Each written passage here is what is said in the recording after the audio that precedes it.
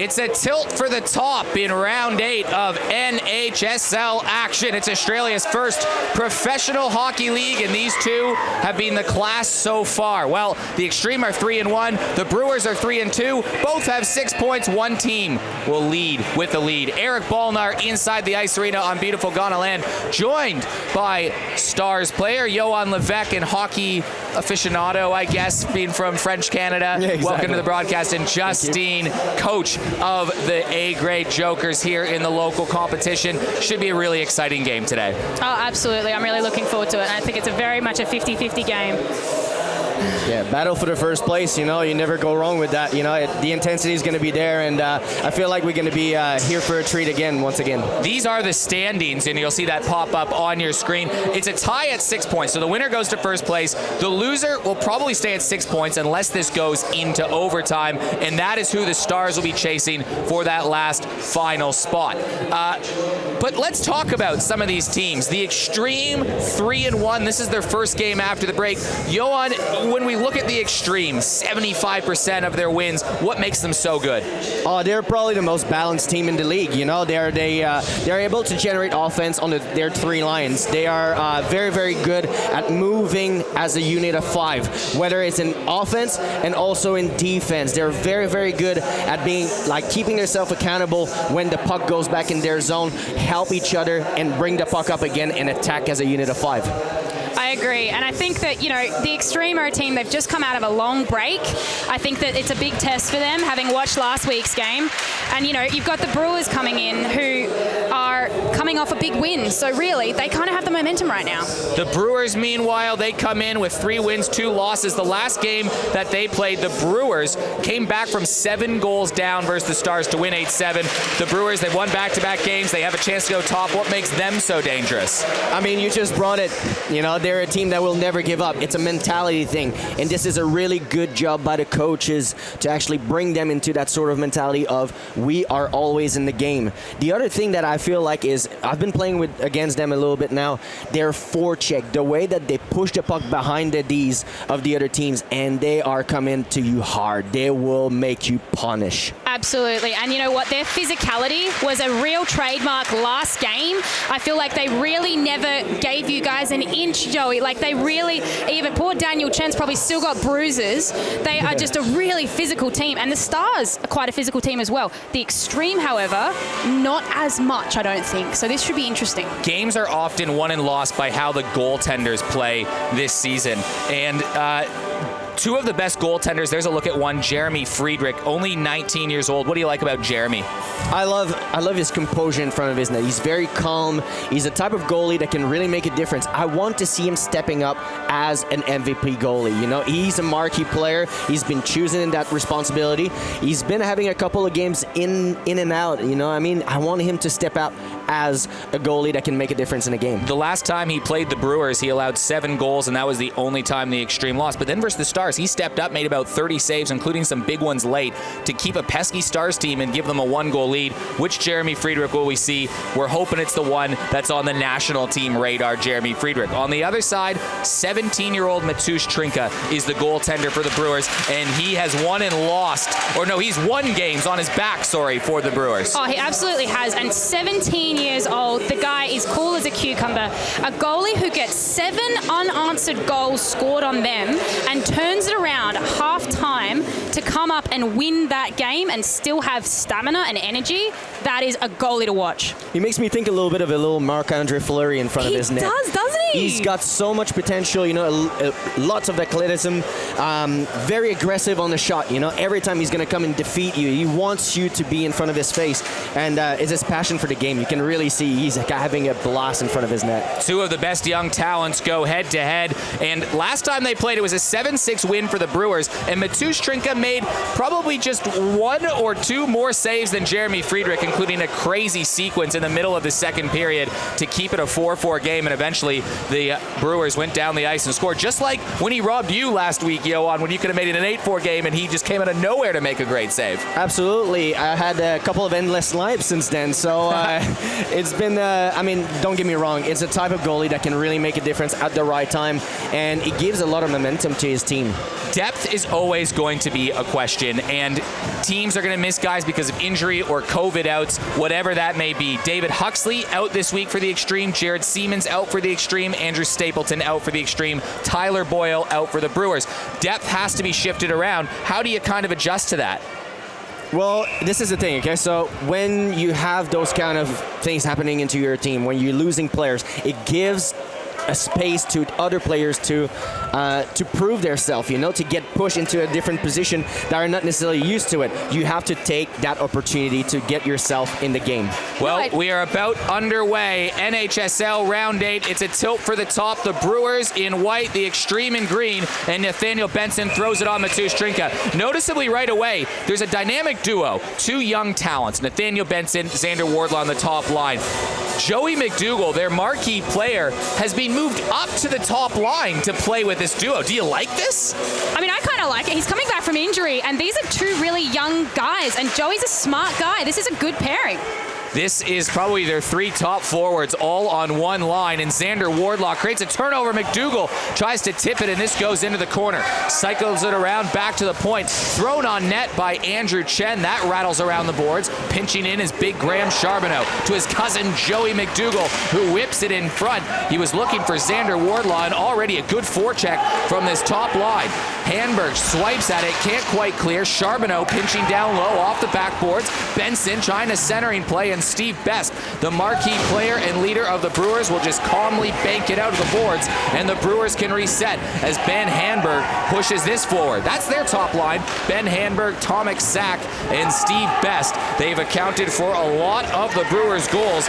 Zach Boyle has 6 from the defensive side, but Steve Best with 4 goals, Hanberg with 3, and Sack with a couple himself. There's Nicola Powell. He's starting to get hot. That rattles around the backside and all the way back for Jaden Ryan, who shifts his way back on a bit of a defensive zone shift.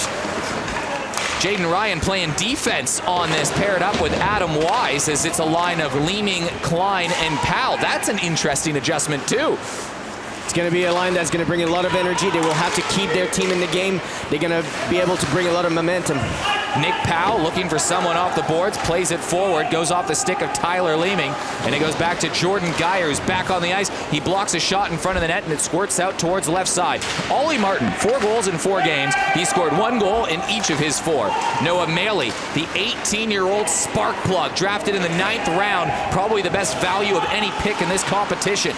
Leeming tries to go forward. Well, maybe Johan Levesque, who leads the league in points, who wasn't even drafted in the first draft. That might be some value too, but more on that a little bit later. Grinded back behind the lines.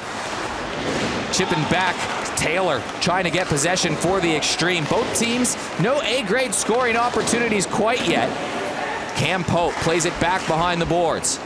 Rolled around. Dylan Pope, he's back in the lineup after missing last week. Reggie Machos hounds his way down in the corner. Gets it back for Pope. Pope chucks one down in front of the net. That gets tipped away, and now Pope will skate all the way back. Well, the last time we saw 2 NHSL teams play, it was back and forth high-flying action. This a calmer 3-minute start. Yeah, but there's still a lot of things happening. You know, you can see that there's a big intensity level that is there. There's a lot of hits. So it's just a matter of time before something's going to prove up. Tom Sack pushes this forward, another Western Australian, just like our game caller Johan Levesque, who's moved over to play in this league. Ben Hanberg grabs the puck in behind the goal.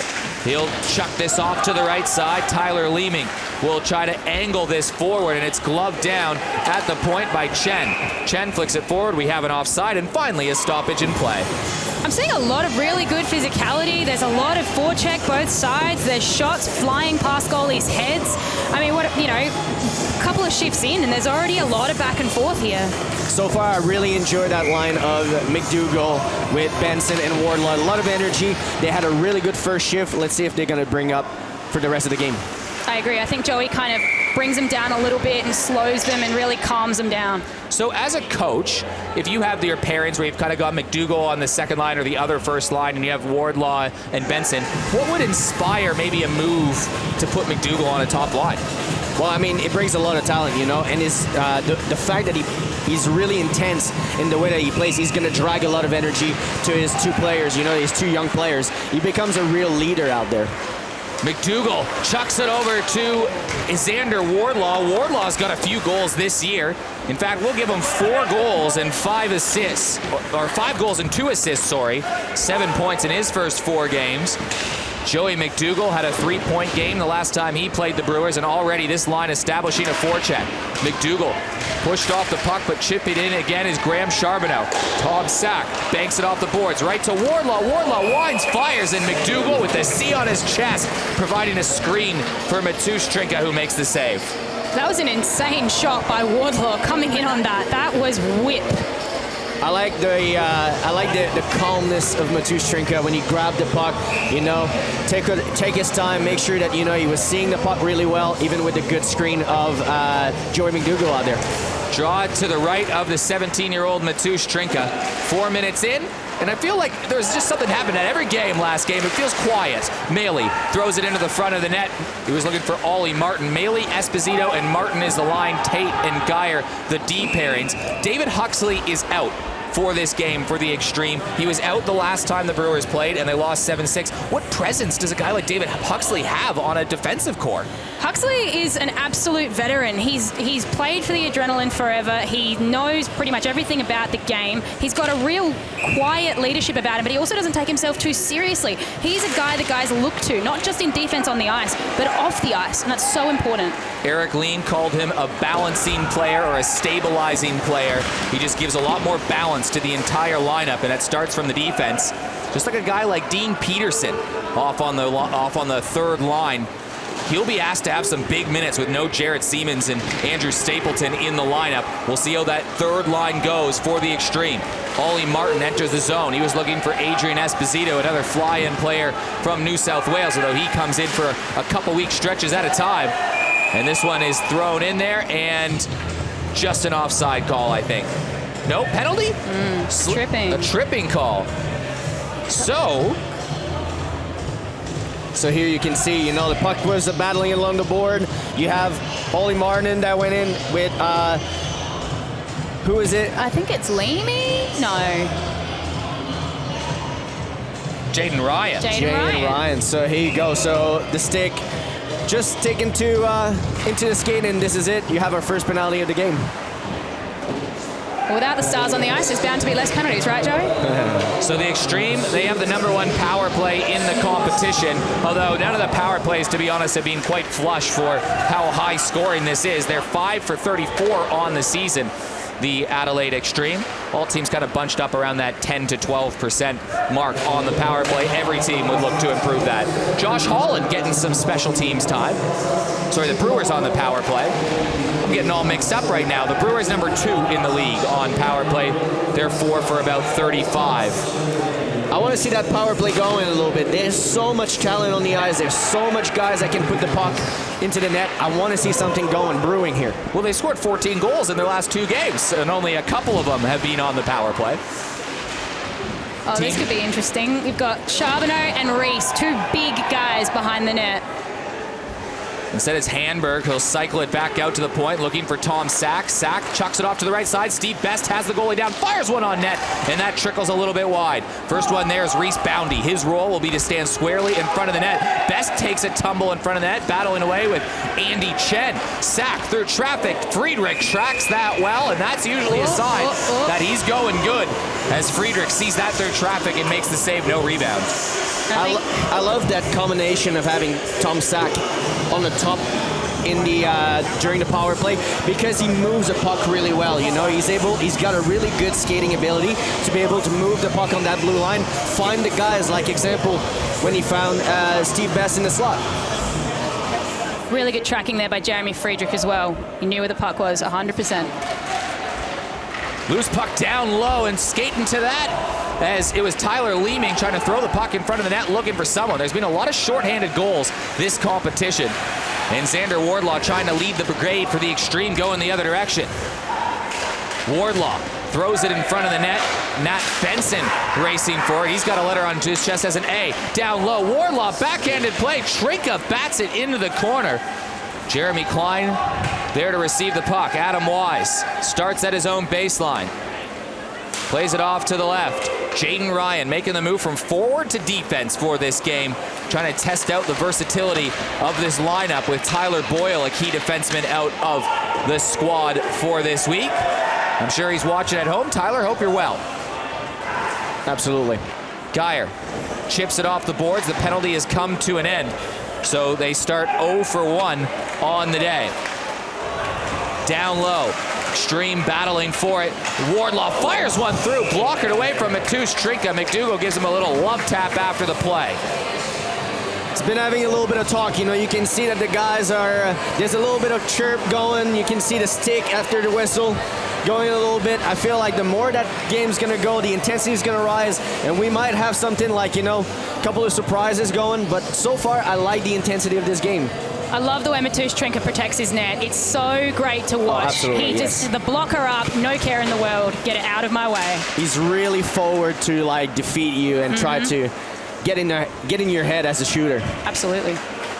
Reggie Machos, he scored in his first couple games this season. He'll look to generate some offense on this third line. He's got Dylan Pope, and he has an awkward collision in the corner with Aaron Widger. Puck not cleared and out. Zach Boyle currently pitching a perfect season. He's 6-0, 6 goals, no assists. Pretty good win-loss record if you're a pitcher, and not bad 6 goals for a defenseman. Absolutely. Absolutely. He could have been a forward. The guys are laughing about it, you know, like he could have been forward. It's like having a fourth one out there. He's a threat. Absolutely, he's a threat. Had a hat trick the last time he played the Adelaide Extreme. Zach is probably one of the most versatile players you'll see on the ice, which is a huge compliment because he's a born and bred Adelaide boy. Chen plays it off to his defensive partner, Graham Charbonneau.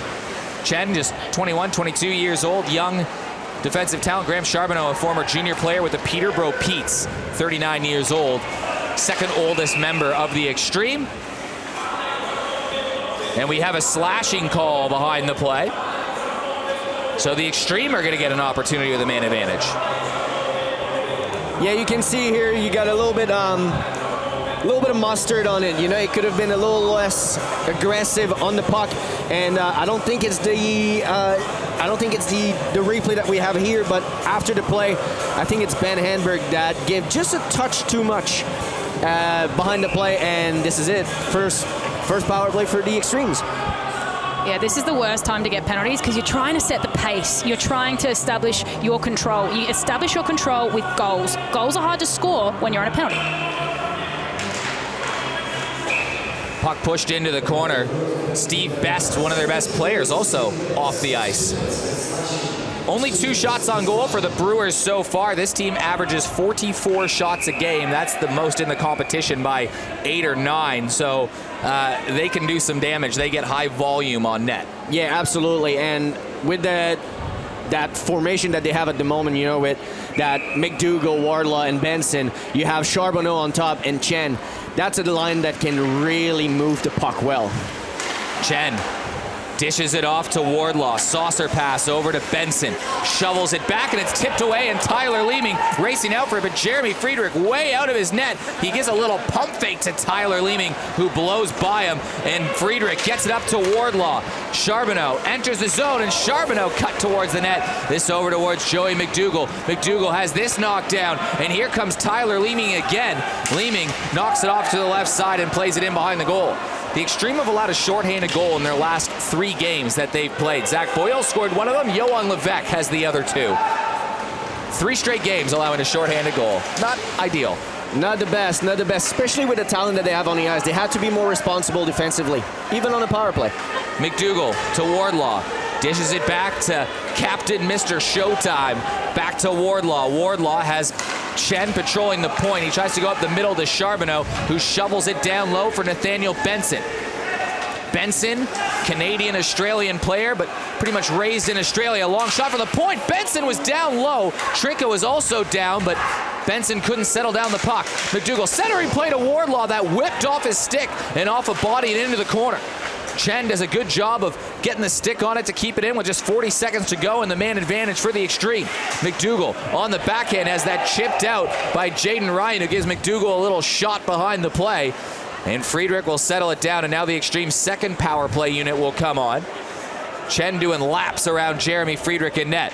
Noah Maley, Ollie Martin out on the ice as forwards, as well as Adrian Esposito. Over 300 games played in the AIHL. Esposito's got a couple goals this year. That puck bounced, and the Brewers will clear this all the way down. It's played down by Jeremy Friedrich.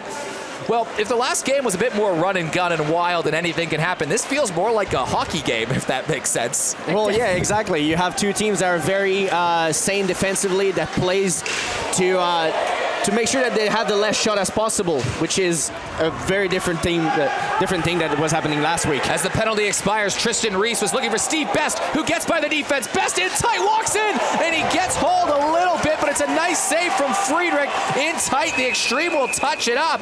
Brewers going back to the power play, but Jeremy Friedrich made a nice save on Steve Best. Here's the replay. So for the young kids at home that are watching hockey and are very passionate, look at the way that Steve Best protects his puck. He's got the legs wide open when he skates. Really make sure that the defenseman can't get cut in to get to the puck. And then beautiful save by Jeremy Friedrich. The aspiring goalies around the country are watching this going, I want to do that. I want to do what Jeremy Friedrich just did. Tracking Steve Best's shots are not easy. And he's going to get another shot at it right now. He's going to get a penalty shot. He is. It's a penalty shot. We they don't called see a these penalty very often. shot. They So don't on this happen. play, if we can get that replay back of Steve Best coming in really quickly, I don't know if we have it. We can get that back as Steve Best was about to take the penalty shot. After the penalty shot, let's bring that replay back because we can show you through where the penalty shot was called and why it was a penalty shot. I mean, he had a good go at it last week during the shootout, and he went with a beautiful move. So I'm really excited to see what he's got this week. The first penalty shot of the NHSL, Steve Best versus Jeremy Friedrich. Best looking to give his team a lead, gets down low, puck sails on him. Jeremy Friedrich makes the save, so opportunity goes by the wayside. But I don't know if we have that replay again. I would love to see, and you guys can walk me through. Here's the pass from Tristan Reese. You'll see Steve Best. Why was this a penalty shot? Walk it through for the viewers at home. Well, at that point, you can see that he really has a step on the defenseman, and the way that the hook was coming from, the way that the hook was actually, when you look at it from this angle, it doesn't look like he's having a step. Sorry. I don't see it. I'm sorry. I'm looking. I'm So they would be calling it because that is the call. When you have a hook. That's the call. I'm trying to be impartial, but right now I have to say I don't really understand that one. Yeah, I don't see it. The only thing that I can say is it's good for the show, baby. Yeah. Oh, absolutely. So you could call a penalty shot when there is a hook and it impedes the player from getting the shot off. But Steve Best gets the shot off. Absolutely. And Jeremy Friedrich. Is it Jeremy that got called for the poke check? Surely not. I don't think so. You would, yeah. That was a good poke check from Jeremy. Absolutely, good timing. And I have to say, it's unfortunate during the penalty shot. It's unfortunate for Steve Best. The moment that he looked up to see where Jeremy Friedrich was in his net, he lost control of the puck. And you can see Jeremy, he has eyes glued on the puck. He is tracking it. He has control. Jeremy Friedrich looks pretty dialed in today. At this point, last time these two teams played, it was like 2-2 already. It was just chaos, and I'm sure both coaches... Well, actually, if you're a coach in this game, the Xtreme, the last time they played, it was a chaotic game. The last game they watched, the Stars and Brewers, was a chaotic game. The last two games the Brewers have played on has been chaos. If you're both those coaches, you're just like, yo, let's not... Well, there's one word that comes in mind. Defense. Yeah. Defense. It needs to be the priority. You can't allow 7 goals like this either before the first period or after the third, Boyle plays this down low. Justine, what would your message after a couple chaotic games be as a coach to one of the two teams, any one of them? Look, I'm thinking from the Brewers' perspective, if I was Mitch Villani, I wouldn't actually be thinking about defense at all. Zach Boyle's... Here's Esposito, though, coming off the wing. Fires one through, and that gets trickled into the corner. This goes back there. Sorry, Justine. No, you're all right. I would just be thinking attack. Don't defend, just attack. And Long it looks shot like in. they're getting the memo. as Tate goes in there. Yeah, it is a bit of a slower defensive core. The Stars exploited that good point, Justine, last week. So you might be tempted to attack that defense. I wouldn't think twice about it. The way you guys started out, the Stars, you just went in absolutely guns blazing, and it showed on the scoreboard. The problem with that is you get tired really quickly. If you're the Stars, you do, but if you're the Brewers, do you? Well, yeah, absolutely. I don't know. These guys have been training together. Everyone's been rocking up to training. Everyone's been doing off ice. They're a very together unit. Talking to Daniel Strawbridge, he said they are a very tight bunch. So the penalty shot we're getting word for, by the way, is for interference. That's what it was for. For those watching at home, long shot, and Boundy scores! Reese Boundy banks one home, and it's a 1-0 game. A remarkable goal for Reese Boundy, who I think really could have used that one. It's been a couple tough weeks for him, and Reese, that one's for you. Boundy on the scoreboard, 1-0. Great shot there initially by Dylan Pope in exactly the right spot. Puts it on Jeremy's pad. It gets behind him. Straight on for Boundy. Found the gap. Top left corner. Poor Jeremy. The glove was just that little bit too low. It was a tiny gap, and Boundy's popped it through. Well, Reese Boundy missed last week's game with a bit of a big-time family loss with his family and his community. He missed the game. You saw the black armbands, and he's got one early, and the Brewers look to attack again. So good for Reese Boundy. He's got a goal, and the Brewers are up 1-0. That third line giving a lot of energy, giving an early goal in this game. Great for them. Boundy throws one on net, and Jeremy Friedrich had played it off, but they're going to call it dead already. But the Brewers have a 1-0 lead. Reese Boundy, who had him scoring the first goal? Definitely no one. I mean, look, Boundy's a grinder. He is. And what he did there, that's a grinder's play. Dylan Pope has the initial shot, even had a nearly second shot. Boundy was behind the play. He's waiting for that second shot, and Jeremy's not quite ready for it. That's a great way to come in as that high man and take that goal that was probably set up for somebody else. Chip back down low, off to the left side. Graham Charbonneau grinding in the corner. Joey Mcdougall on the back check, works his way around. Back off to Charbonneau. Charbonneau has Wardlaw, who just tips it forward, and it's a foot race for it between Adam Wise and Nathaniel Benson, and Benson takes the puck away from Wise. Tries to chuck it into the slot, poked in from Joey Mcdougall, and Steve Best just plays it back to his defense. Wise banks it off the board. Steve Best plays it forward to the neutral zone, and it's turned over. Going the other direction, Charbonneau. Wardlaw turns, he gets knocked down, and the the Brewers off the back of Tom Sack create a turnover. Jaden Ryan chucks it in behind the goal. Picked up by Graham Charbonneau. Charbonneau looking out to his left. Plays it off to Benson. Benson stretch up to Wardlaw. Wardlaw on the outside tries to dangle his way through, and he just got tied up more with himself more than anything as this puck goes all the way back for icing, so they'll have a draw on the opposite end. I think that's a really good reflection of why you put Joey Mcdougall on that line. Xander and Nat, they're all legs. They're moving constantly. They're just go, go, go, go, go, go, go. Early 20s guys, whereas you've got someone like Joey who's just that little bit more mellow. He's got some control, and he knows what's going on all the time. Brings a lot of poise in his game too. Absolutely, yeah. He becomes a big brother for those guys. Maley working on the backhand, throws it back to the point. Tom Tate has the shot blocked, and Zach Boyle plays it off to the offside of the rink. Ben Hanberg will chip it in again behind the goal, but Zach Boyle pinching in will get there first. Boyle plays it off the side of the net, and Geyer settles it down, banks it off the board. Zach Boyle working his way down low once again. He's got Tyler Leeming there in support with him. Throws it out in front, scores! Tom Sack makes it 2-0. Another one front and center. That is a defensive lapse if I've ever seen one, but you cannot deny. Watch this replay. There is absolutely no denying that Tomek Sack can shoot. Oh, absolutely. And it is literally a copy of the first goal. It is. Battle behind the net. The Brewers get out of there, winner, and a guy alone in the slot. But that's what makes me think that Tomek Sack is an absolute snipe shooter. You do not leave that guy alone in front of the net. You don't leave him alone anywhere inside your zone. Exactly. Completely agree with you. Unfortunately, it's more like the assist is to Tom Tate on that one, who tried to clear the puck, and it just unfortunately goes right to the player in the slot. But Tom Sack, the Western Australian, has his third goal, and now it's a 2-0 lead for the Brewers. The Brewers haven't had a lot of big leads this season. When they beat the Stars, they got 2 wins from them, and they haven't led for 1 second of any of those games. And then last time they played the Xtreme, they had a 6-4 lead for about 30 seconds before Joey Mcdougall made it 6-5. So the Brewers don't score first very often. Now we get to see how they play while they're in front. It's a new learning process, how to play with a lead. You know, it's something that they haven't been able to have, the privilege to have, so we'll see how that goes. They've now scored the last 9 goals in games that they've played over the last, really, 2 periods, to be honest, halfway through the first and halfway through the second, plus that third period. So the Brewers on a bit of a heater right now. Back behind the net, Jaden Ryan will try to wheel it forward. He gets it to Nicola Powell, slips it through a whole bunch of traffic, and he fires one back behind the goal. Noah Maley retreats and picks this puck up. Xtreme in a little bit of a hole.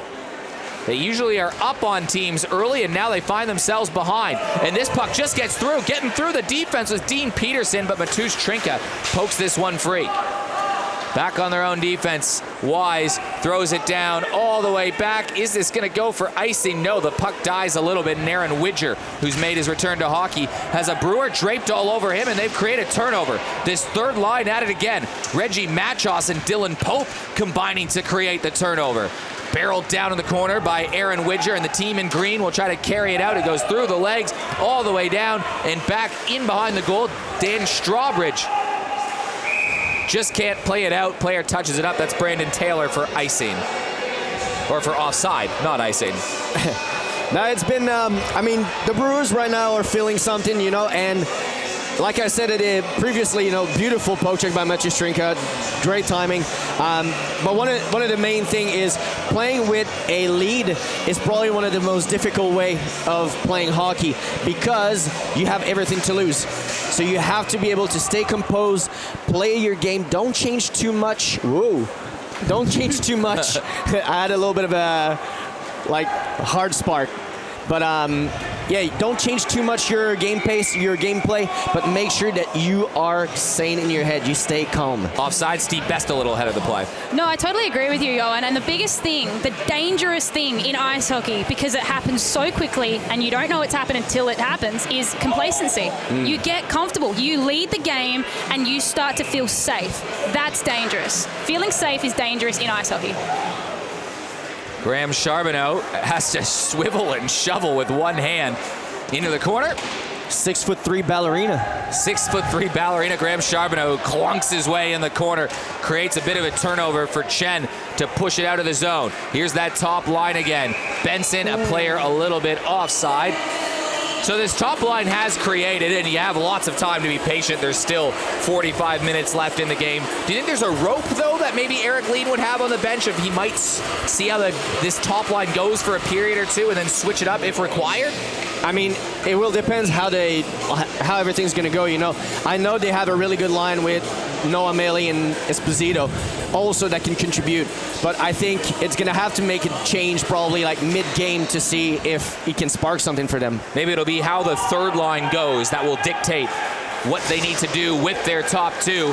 Noah Maley almost creates a turnover again. And here comes Jeremy Klein up the ice, but look at Noah Maley on the back check. That's textbook Maley. Now he gets down trying to block a shot. Puck angled in front of the net. Backhanded play. Jeremy Friedrich had to get down and make the save as it's finally cleared. And here's Maley again with the puck. Tries to burn by one. He draws a penalty, gets in on the shot on goal and tries to go 5-hole. But Noah Maley, we don't have this stat, but he would be up there in terms of drawing penalties. And it's his battle, you know. It's his will of getting out of there with the puck. He is the pure competitor that you all want in your team, you know. So and yeah, beautiful shot, beautiful battle here, and draw a penalty here. I love the determination. Noah's a little guy, he's young, but look at him. He's pushing back. I've got the puck, I'm going, and he's really keeping it away from Cameron Pope on that one. And Pope is a guy, he's quite a bit bigger than Noah. He's really putting that extra pressure on him. Off the draw, Wardlaw fires it through and almost goes in and scores! Oh. A funny deflection, and it takes 3 seconds in the power play, and Xander Wardlaw cuts the lead in half. Oh, wow. I mean, first of all, we have to come back to the fact that it's another face-off won, like clean one by the Xtreme. And Xander Wardlaw cut in the middle, all the space in the world, good shot. It's just sad for Mcdougall because he had the puck in control, just trickled in, but another face-off won. The importance of starting with the puck. Yes, the control, and I feel for Tristan Reese because he was in the right spot. He was so close. It's heartbreaking. Entering the game, the Xtreme had 65% of their face-offs won on the season. The Brewers had 39% won. It's total domination in the face-off circle in that department. Steve Best tries to work his way in. He gets tied up, and here's Joey Mcdougall on the back check. Chucks it forward, knocked down. Xander Wardlaw couldn't control it, and Reese pushes it forward. Benson was going for the hit, but the puck had already escaped. Just over 3 minutes to go. Goals to Boundy and Sack for the Brewers, and then just recently a power play goal for Xander Wardlaw, his 6th of the season, makes it 2-1. These kids are always good for a couple points, Wardlaw and Benson per game. Very dangerous, absolutely. Tate tries to center it out the middle of the puck, and it's swapped down by Josh Holland, who's getting an increased role in this game. Dean Peterson pushed into the corner. Holland trying to get there and support, and the Brewers will lob it out, and this will trickle out of play and all the way back in front of the face of Jeremy Friedrich. A little bit of push here by the Xtreme, a little bit of energy going from that goal. Let's see if they're gonna keep on feeding out of it. At the same time, I think the Brewers are feeling a little bit more vulnerable. I think they're going to get a little bit more physical, really establish their presence on the ice as well. It's their bread and butter. It's literally what it is. It is. Klein throws one down deep, and Tyler Leeming, he's an elite lacrosse player too, Tyler Leeming, working with the Italian stallion Nicola Pau, plays us all the way back to the right point, and it trickles back in towards the neutral zone. Not as wide open hockey right now, but that's okay. We got a good one. It's a 2-1 game, and maybe the 11th offside we've seen this period. Very lucky for them too, because I think Nicola Pau might have taken that one home. Yeah, just a little bit of missing timing at the moment with the offsides. You know, you have to be able to wait a little bit. You have to be able to stay in the game. You know, it's a concentration thing to have a lot of offsides. So just stay a bit more concentrated, stay in the zone, stay in the present moment, and then after that, everything's going to flow out. Leeming's questioning that one a little bit. I don't think that they're liking these offsides very much. Yeah, it's going all the way down the other end. Intentional offside. Oof. Well, Maley wins the draw cleanly. Chipped in by Jordan Geyer, goes in behind the goal. Picked up by Adam Wise. Adam Wise backhands this along the boards. Tom Tate keeps it in off the spin, and Esposito will cycle it around the corner, trying to look for Ollie Martin. Goes between his legs. Tyler Leeming up to Pau. Pau has Klein with him, and he dishes it to him. Jeremy Klein, the Canadian, angled into the near boards, and I think that just skipped out of play, so under 2 to go, we'll get another stoppage. Good breakout by the Brewers. You know, they took their time, they reset, and then they moved the puck up. Good speed in neutral zone by Pau, and then, you know, it's just unfortunate that that puck trickled out. But I like that push. You know, that push everyone together. You're a team, act like a team. I think Tate did really well to get that read and smuggle that puck just out of play a little bit on that. Ben Hanberg settles in for the draw. Mcdougall wins that one too. Lockie Cahill's on stats for us. He'll have all the face-off stats for us after the period. Charbonneau up the left boards. Joey Mcdougall just across the center line will play it in, trying to establish the forecheck. Mcdougall has 3 assists this season, and he gives it to Chen. Mcdougall almost had a 4th, but going the wrong way as Andrew Chen just kept that one in. Great read by Chen. Chipped off the boards again, shot on net. Nathaniel Benson just rifles this a little bit wide. Back on the forecheck as Xander Wardlaw finally skips 3 for Ben Hanberg. Chen keeps it in. Hanberg plays it into the neutral zone. Sack, a goal scorer, settles it down. Steve Best taps it forward, but right back to Joey Mcdougall, who is circling back. So far, that line of Joey Mcdougall is playing like above the first line of the Brewers. They have to be able to get a little bit of energy from their players, the Brewers. Big hit behind the boards on Nathaniel Benson, who goes down. Sack plays it back to Tristan Reese, who delivered that hit. Charbonneau plays it back behind the goal. Steve Best, meanwhile, trips over the blue line, trying to skate out of the zone, but he's going to get a return pass here out wide. Best off the backhand, works to his forehand and down in the corner, and Graham Charbonneau pushed him down there, and Charbonneau now sticks the puck free and tries to push it clear, but not out. Now, giveaway, down low, tight. Jeremy Friedrich makes the save. Back on the return, Steve Best turns, fires, and that right hand of Jeremy Friedrich makes the glove save. Oh, they're not catching Steve. He's got a lot of control here. He really does. And even just having a look at this one, Matush Trinket, talk about control. Delivers it straight out, and Chen comes in. That's a really good opportunity for Chen. And I think Eric Lien is keeping this defensive pair, this Chen and whoever that is, with Nat Benson and Xander Wardlaw. Chen and Nat. Charbonneau, perfect. Chen and Nat play together, Benson, during the summer. They've played together their whole lives. They are magnets. That's where the chemistry is coming from. The defensive end to the forward end. 15 seconds to go in the period. Brewers scored the first two. Reese Boundy had one, and then Tom Sack, after a pretty horrific giveaway from the Xtreme perspective, right to Tom Sack in the slot, who said thank you very much, popped one home, and then Xander Wardlaw right off the face-off of a power play, and now another giveaway. Here comes Ollie Martin. Martin fires one on net. It was a low rocker, and it just goes wide. 5 seconds to go. Peterson does a good job of keeping that in. Can the Xtreme get another shot on net? They'll push it forward, and that will do it for the first period. It is a 2-1 lead for the Brewers. 12 shots to 11 for the Xtreme. A fairly tight contest. Definitely a different kind of contest than last week at the end of the first period, but I can see a lot of composure from the two teams. I can see that the guys are playing a system that is a bit more conservative, that is not as much to take a lot of chances, but it's to be able to be to put the puck in front, skate hard, and being able to pressure the defenseman a lot. Let's go down to David Muggleton right now. He's got the dog, Noah Maley. I'm here, thanks guys, I'm here with Noah Maley. Now, one particular question which I wanted to ask you. When you're on those kind of fast breaks and a egregious penalty comes out of the woodworks, are you happy for your team? I mean, you scored in 3 seconds on the power play. Are you like, okay, sweet, I got a power play out of this? Or are you kind of like, get off me, let me have a shot? I love playing for the team. I'll do anything for the boys, so it's good to get out there. And if I draw a penalty, that's even better. Now, you've drawn quite a few penalties throughout the season. Do you think that you're going to need a couple of them, or are you feeling okay against this Brewers side in full strength to score some more goals? Of course, we have belief in our team, full strength. We've been doing it all season, and we'll continue to keep doing it. We're just going to hold out for the 3 periods and get the job done. All right, we'll see you in the next period. Thank you. Noah Maley had another good first period. Drew that penalty that scored the goal.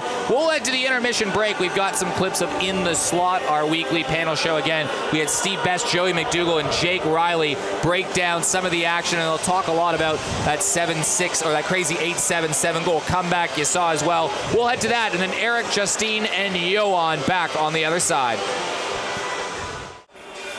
2-1 hockey game back in round 8 of NHSL action. The winner of this game goes to sole possession of first place. They'll also have the head-to-head tiebreaker because both teams are 1-1. The loser stays in second, and the Stars will try to hunt him down. Goals to Reese Boundy and Tom Sack made it 2-0 before Xander Wardlaw cut the lead in half. It's 2-1. What's your takeaways from the first period? Well, I think it's an expecting result after the first period, after the 2 games that were played before, where it was an absolute gong show at the end of it, So I think the two teams were really conservative. They wanted to make sure that it was a tight game. It's a game for first place. You can really see it. Yeah, I agree. And I think it's more of a tug of war. We're seeing control this way, control that way, pull back and forth. But I really do feel like you've got this body team in the Brewers. They're coming in and they've got presence and they're really making themselves known. And then you've got this strategy team in the Xtreme who are just trying to get those face-off plays working. They're trying to line match. They're trying to get the right guys against the other guys. So this is a really interesting matchup. Second period underway. Joey Mcdougall wins another faceoff. That makes him 12 for 16 on the day. Big shout out to Lockie Cahill doing our stats for us on the faceoff department. It's 21 of 30 in the face-off circle for the Xtreme. Right on average, 65% is what their average was coming in, and only 9 face-offs won for the Brewers. Wow. So you said that it was having 30 face-off in first period. Yeah. A lot of offsides. A lot of yeah. offsides. Shot in from the point. Trinka plays that down. To put it in perspective, there's usually about between 70 and 75 face-offs generally during the game. They kind of happen in bunches, sometimes a little less. There was 90 face-offs in the game, the overtime game, the Stars versus the Brewers. Shot on goal, and Jeremy Friedrich makes the save. So there was 90 shots on goal in that one. The Stars did win the face-off circle last week, but that was another high-volume one. There was also a lot of goals. A lot of goals, a lot of stoppage. A lot of penalties. We're not going to go back into that game because I feel like my heart is still a little healing from it. But I feel like, you know, the more the game is broken like this, you know, the more it gives a chance to the two teams to reestablish the momentum level and to start back from scratch. Nice save from Jeremy Friedrich. Gets down and makes a save on the Brewers player from point-blank range. Back around the corner, chipping away, Tyler Leeming. Leeming battling in the corner, looking for Powell. Leeming has the puck drop on him. Powell throws it in front of the net. Leeming back to Powell between his legs. He nutmegged him, the Italian. Here comes Noah Maley. You heard from him at the end of the intermission. Tries to power his way off the right side. Jaden Ryan off the backhand. Chips it forward. Tyler Leeming swipes it in, and this goes in behind the goal. Quick shot from Leeming. And Jeremy Friedrichs had to make a few pretty challenging saves early on in this period. Good puck pursuit by Leeming to go and chase that puck down and have a good shot at it. He read that so well. Esposito chips it forward. Maley couldn't get his legs on it. Chipped in by Jaden Ryan, and finally Maley plays it out. He touches it up, and I think we might have another call. Yeah, a little bit of a high hit here along the board. I mean, you know, it's part of hockey, but you have to be careful of how high you hit. But, I mean, for me, this is a clean hit when you look at it now because it's a shoulder to shoulder, body on body. You can see that the skates are nice and flat on the ice. I just think it's a good hockey hit. Well, either way, the Brewers are going to the power play. Adrian Esposito to the box as that's slapped out, banked down and back towards the goal, played off to the left side. Lots on the line between these two teams. Every game has really been between 1 or 2 goals in the NHSL. It's been awesome. Everything's been so close. Chip forward. Charbonneau plays it down. Here's Chen. Chen gets knocked down. Steve Best on the backhand. Best pushed hard into the boards. Kept in by Ben Hanberg. Steve Best back battling along the corner, and Hanberg tries to flick it out, and Chen trying to hold his own, and the puck all the way goes around the boards.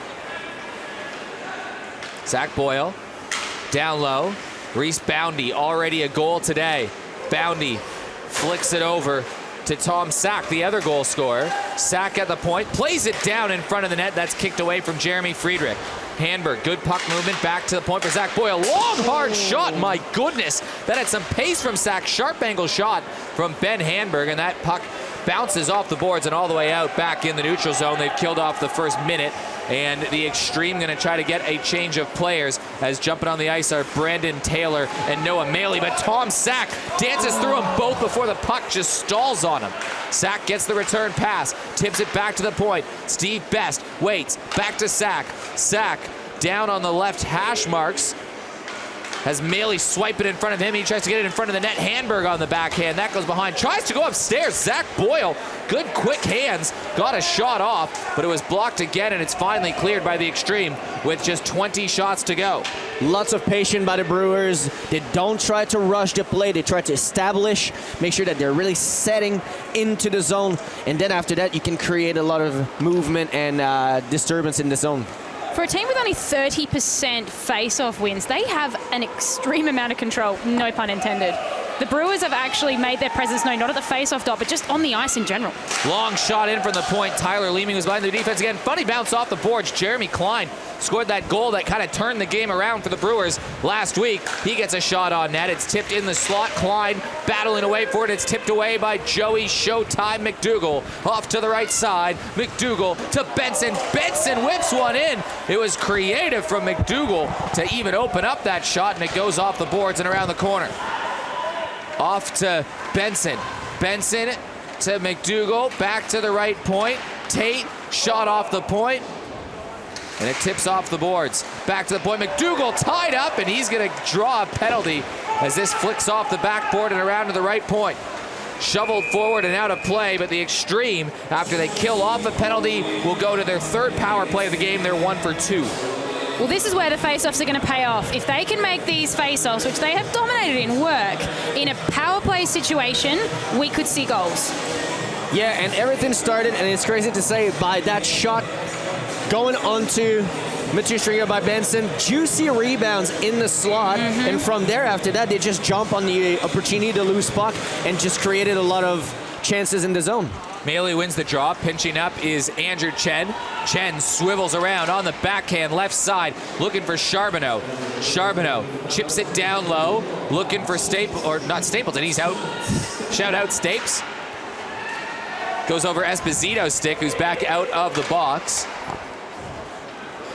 Martin, hard angle shot, another big rebound in the slot. Charbonneau tries to get there, chips it forward, and that just flicks into the corner. Reggie Machos plays it around. Graham Charbonneau pinching in to try to keep the attack alive for the Xtreme. This is their second unit on the ice right now. Martin on the right point, he's got a dangerous shot. Goes between the legs of Noah Maley and all the way around the boards. Esposito back to Maley. Charbonneau manning the left point, gets the puck. Charbonneau fakes, winds, fires. That's a shot block. Oh, and that's gonna sting off Tristan Reese, I think, as it squirts back out. Back to left point, Charbonneau on the ground, scores! Through the legs of Mcdougall as he slides across. A Graham Charbonneau point shot has tied this game up. I don't know if it was tipped or not. Well, one thing that is sure is Mcdougall never, ever saw that shot coming through the legs, you know? That slight little deflection in front of the net just gave him, like, a really hard time to read that puck. Just trickled in. I think Esposito just got the last little touch on that, and oh, how unfortunate. Really, really tough one for Mcdougall. Did he? Yeah, I reckon he just got the tip of the stick on it. Really tough to tell. Either way, it was a Graham Charbonneau point shot. Kids at home, put pucks to the net. Good things happen. Absolutely. So it's a second power play goal for the Xtreme. They are now 2 for 3 on the night, the #1 power play unit. Showing a little bit here. So the Xtreme, 2 for 3. That's the best start we've seen any team get off on the power play. Absolutely. They use their opportunity, I think. Whether it's a little deflection, whether it's a penalty, they will figure it out, and they're very opportunities, which is great. Back to square one, 2-2 hockey game. Adam Wise has the shot blocked. It's 3-on-1 going the other way, and it's the top line. Wardlaw has Benson going to the net, and the rebound was there for him, and he blew an edge. Wardlaw had the shot, and it just went all the way back right to Benson. He'll want that one back. Mcdougall back on the attack, turns, swivels, lobs it across, gets it to Geyer. Geyer unloads on a shot, and that goes off the backboard. Back to Joey Mcdougall. Mcdougall clunked around, and it's tipped out, but Steve Best can't clear the zone. Benson shot through traffic off the face of Mcdougall, and now the Xtreme top line all over the Brewers. They've scored the last 2 goals, both on the power play, to tie this game up. Tate swivels back around. He's back behind the goal. Tips it off the forward. Wardlaw looking for something. He's going to find Jordan Geyer. Geyer for Benson. Benson off to the right side. Whipped across, but it's a turnover, and Tom Sack off to the races. Charbonneau cuts him off in the corner. Sack tries to float it in front of the net, and a long shift from Wardlaw continues, and now Esposito and Sack behind the play. That's why I got whistled down. I think they're both going. A little bit of push and shove, a little bit of intensity. I don't mind that, to be very honest with you, you know. You need that character. You need to bring this to the game, you know. This is why we play hockey here. Definitely, and it's a tough one as a coach because you want your guys to stand up for themselves. You want them to absolutely take no BS from anyone, so to speak. But do you want penalties? That's, it's this horrible game in your mind where you play like, I want you to do the right thing. I want you to stand up for yourself and your teammates. But right now, we're 2-2. We're halfway through the game. We know what happened halfway through the game in the last game we were at. And is this a turning point for one of those teams? 4-on-4 hockey, and Tyler Leeming receives a shot as he tried to cut to the front of the net. Noah Maley touches it up, and now it's going to be a power play coming for the Brewers, because I think an elbow got up in the face of Tyler Leeming. So 10 seconds into the 4-on-4, that ends. I mean, to be very honest with you, I don't mind that penalty because it's a cross play, guys cutting in the middle, and from what I can see, the play was really quick, but the point of impact, you can see that Charbonneau never, ever looked anywhere else than tried to hit Leeming, and even to go a little bit with the elbow in the head. You have to be, in a certain way, you have to be accountable of your decision on the ice. That could have been, he went for it. It could have been a tripping. It could have been a interference. They call it an elbow. I do feel bad for Charbonneau, though, because his elbow is probably at everybody else's head level. Yeah. 4-on-3 for the next minute and 42 seconds or less. Well, or less if they score. Best stops, looking for something. There's a lot of white space out there right now for the Brewers. Handberg across the ice to Ryan, to Best. Best has this tipped in front. Peterson will be able to clear, and he'll eat some seconds off the clock. It's very important for the Brewers to be able to establish right now, get the momentum back, use those power plays to get the momentum and the possession of the puck back. Boyle has this chip off the far boards. Joey Mcdougall picks up the puck in his own end. Mcdougall walks his way out. He'll chip it off the boards and go in behind, and a smart play from him just to eat some time.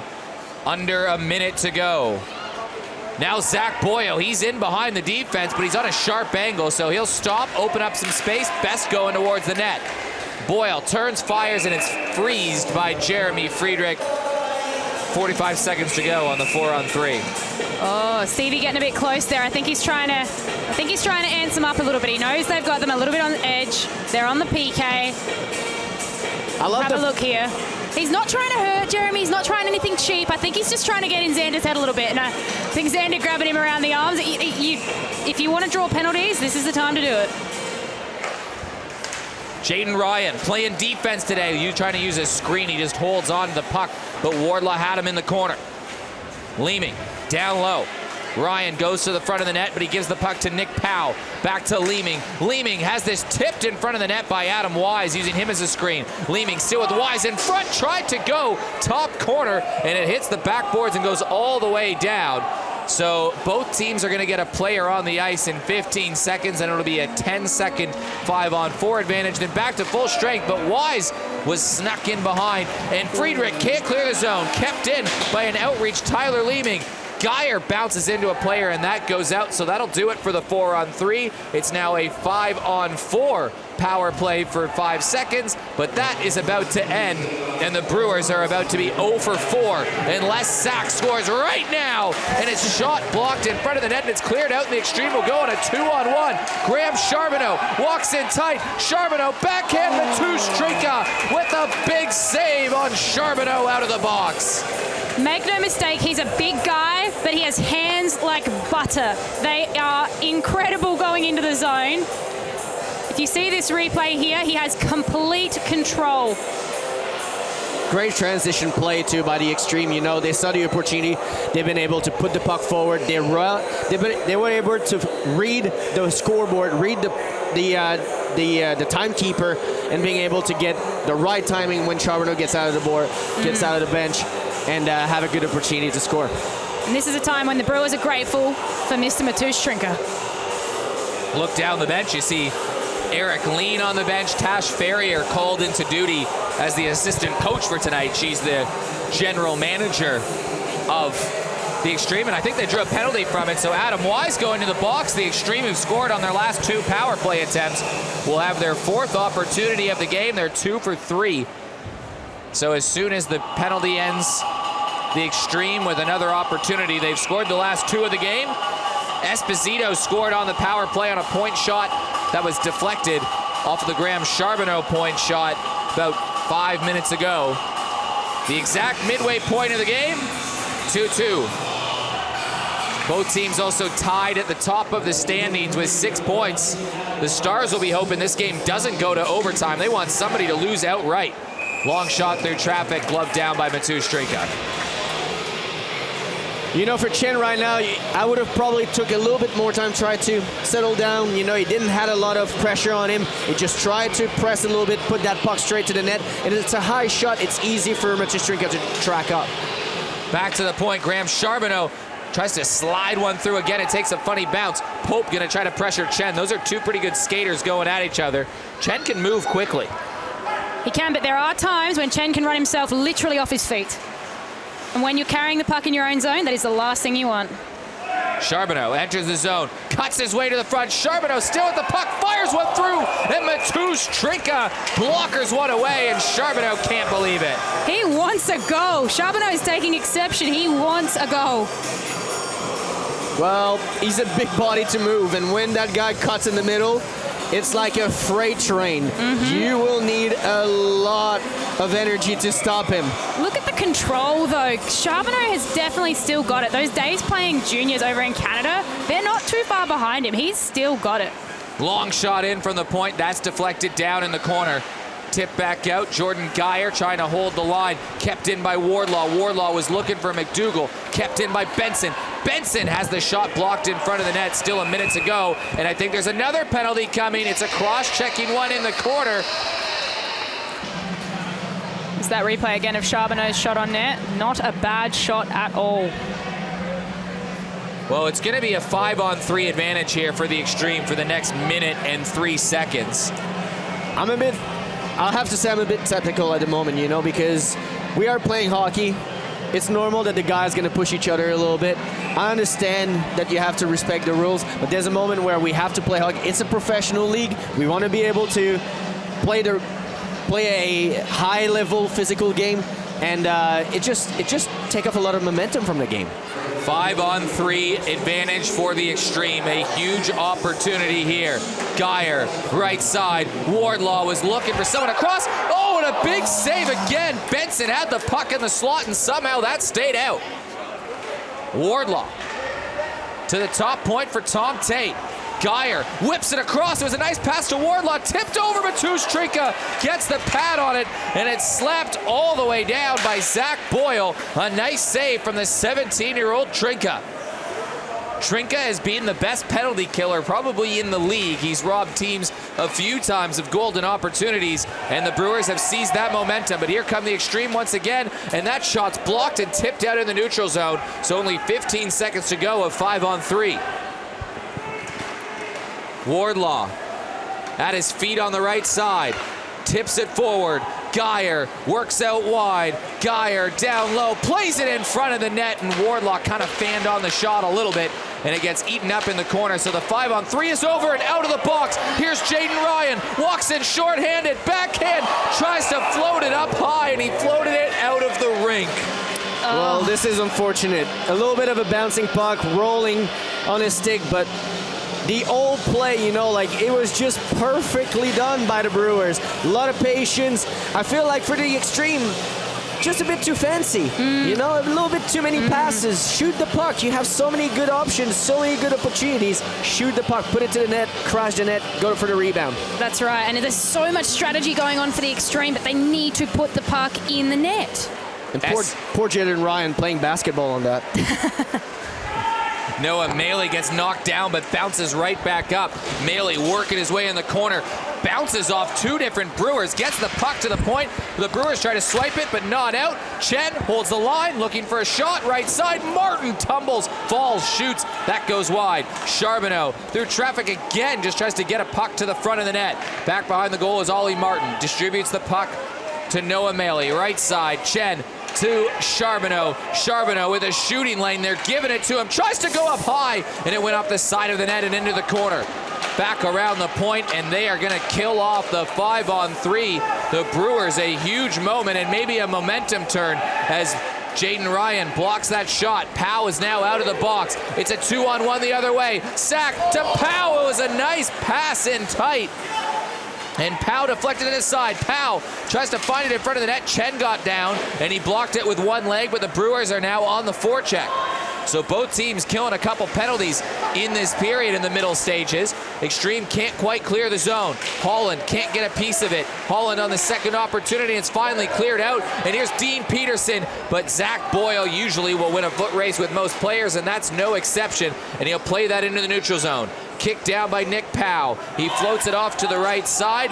That was not quite across the line, so it's an icing call. Xtreme will get it the other side of the rink. I love watching the Brewers play D, and look at this replay for Jaden Ryan. That is something you hate to do as a hockey player. You go in on your own, you've got this awesome plan in your mind, this shot, and all of a sudden it's up in the netting. It's the worst feeling in the world because you think if I could play that over again, I would give anything. Xtreme have allowed 3 straight games of shorthanded goals. Johan, when you're on a breakaway shorthanded, what do you shoot? Are you thinking at a certain spot on the goalie, or are you just trying to get one on net? Oh, it depends. It's a situational kind of... situation there. Yeah, I mean, to be very honest with you, I'm not going to give you my best trick, but one thing that I like to do is I like to give a different option to the goalie. So I want him to start having like a puzzle to get through when I'm getting think. out there. Absolutely. The other way, Wardlaw fires one through. This top line starting to find some seams through. They're all using each other. 3-2 game right, or 2-2 game right now is almost 3-2. Benson settles it down. Tried to find Joey Mcdougall going up the seam, and it's played in the neutral zone. A lot of neutral zone hockey right now being played with 6:32 or 6:22 to go in the period. Both goalies, respectable numbers too. Yeah, definitely. They've been playing really, really well. But you've been talking about the neutral zone. You know, you will talk to every coach in the world. They will say to you, the battle of the neutral zone. This is where games the games are won. Sorry. If you win the neutral zone, this is where your transition play is better. This is where you create turnovers. This is where you're able to create speed, and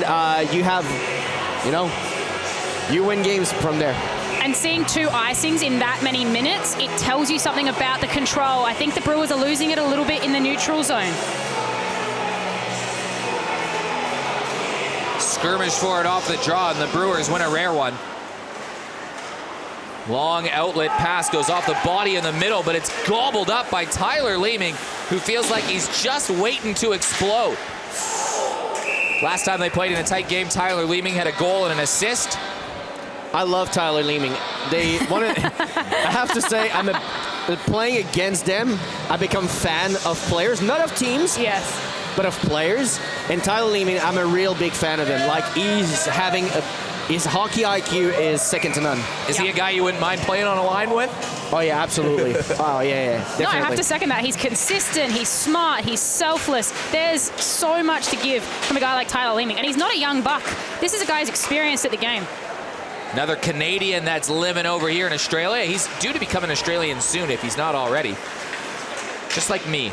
Off to the right point. Strawbridge through traffic, blocked out in front, scores!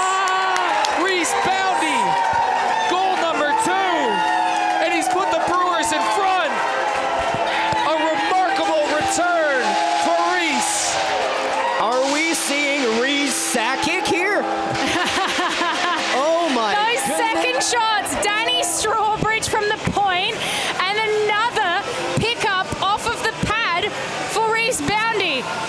Jeremy must be absolutely hating this because it's always the second shot. You have to put it back on the D. Where were you boys?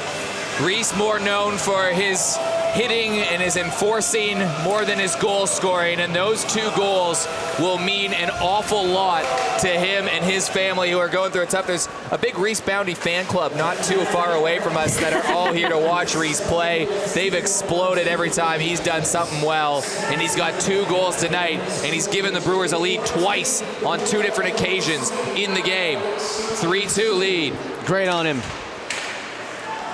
I mean, the 2 goals that he scored were in front of the net. You know, when you have a big body like this, where do you want to go? In front of the net. Absolutely. It takes a lot of space and a lot of control away from the goalie. You can't see anything past someone like Reese or Graham Charbonnet even.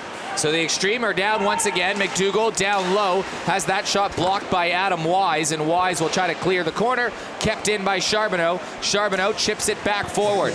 Down low, Wardlaw looking for Mcdougall. Mcdougall looking for Charbonneau, kept in by Benson. Benson settles it down, tries to line a shot through a few bodies, and it's kept in by Chen before it's finally poked away by Steve Best, who gets it to Tom Sack. Sack still has Best with them. Sack out wide, and a glove save from Jeremy Friedrich. He's still got it. The Swiss boy, he's not done. He's very much still in this game, and a great shot, though, coming through. You'll see it here in the replay. What I like, it's a very simple play. You know, you have the shooter going to the net, and you have Steve Best crashing the net, going for rebounds. You know, it's Bases covered, right, Eric? Absolutely. Baseball guy. And you know what? Tom Sack has scored on that angle before. We've seen it in less than about 20 seconds, if I'm not mistaken, in that first game. Tom Sack has come that way before and gotten Jeremy on that side. I love comparing Tom Sack to a little Alex Zabrinket, but with a little bit more physicality. And bold. Esposito outside, plays it around the backboards. Mateusz Trinka settles it down. Tristan Reese has Noah Maley in his face, and Maley creates a turnover once again. Down low, Ollie Martin looking for someone in front of the net. Esposito, who's got a goal tonight already, couldn't get a stick on it, and that goes off of Jeremy Klein and all the way back into the attacking zone. Geyer off to Tate, lobs it over a body, and this trickles all the way down. It will be icing, so the Brewers will get a face-off on the other end. Well, we have a very different game than last week, but nonetheless, this is a really good hockey game so far. You know, it's literally a chess match that is played in front of us, and we can really, really appreciate the work of the coaches, but also the players out there, which is great. Yeah, we can, and they're so different, both teams. They've got different strengths. A few goals scored in hard-working faces. I can't even speak. A few goals scored in hard-working places, rebounds off the point, shots that are being deflected in. Not a lot of pretty goals, but are hard-working goals tonight. By the way, I have to give you a big shout-out to you. You've been commentating baseball all day. Not commentating baseball, setting up baseball. The Giants playing right now. I'll be there tomorrow for 2 games. You'll be there to come watch the Giants play. I will have a couple of beverage, enjoying myself, and watching some good ball game. Head down to watch some baseball tomorrow at West Beach. 4 and 7 p.m. It's a doubleheader, playing the 2-time defending champion Melbourne Aces. Zach Boyle with a shot. That goes through and down into the corner. That gets tipped off the boards. Played back to the point. Long shot through. Sack has that through traffic, and it is a good save from Jeremy Friedrich. A lot of time and control with those passes. They were tape to tape. They were very well placed. Sack had a lot of time there. Charbonneau's just letting Steve know, that's my net, buddy. You want to take a step back? I think Steve's saying, no, not really. But this Brewers team, they're setting up their strategy a little bit stronger now. It's really good to see. On that last shot, you saw there was a little pyramid of some beer cans. Shout out to Big Shed Brewing. But look at that. I love the beer pyramid. Sack turns it around, fires one through. It goes off Jeremy's glove and into the corner. Back down low and all the way back in the neutral zone, picked up by Dan Strawbridge. Strawbridge playing with his defensive partner, Cam Pope. And Strawbridge almost gives it away, and he does in front of the net. The Xtreme can't take advantage. Powell plays it forward in the neutral zone. And Tom Sack behind the defense walks in and just slaps one just a little bit wide. It was a quick release. It just went wide. Sack getting some ice time. Now Steve Best battling away. He's got Nick Powell playing up on this line in place of Ben Handberg. So maybe it's Mitch Villani mixing stuff up, or Handberg is hurt. We'll try to get an update for you. Back down low, Steve Best on the backhand, carves his way, drops it off towards the right, and it is played by Dan Strawbridge into the attacking zone. Oh, Steve Best, I saw what you tried to do, my man. I think that's an oldie of Steve's, actually. He likes a pretty goal, though, doesn't he? Oh. And now we have a tumble on the other end. It's Cam Pope going head-to-head, and it's Nathaniel Benson.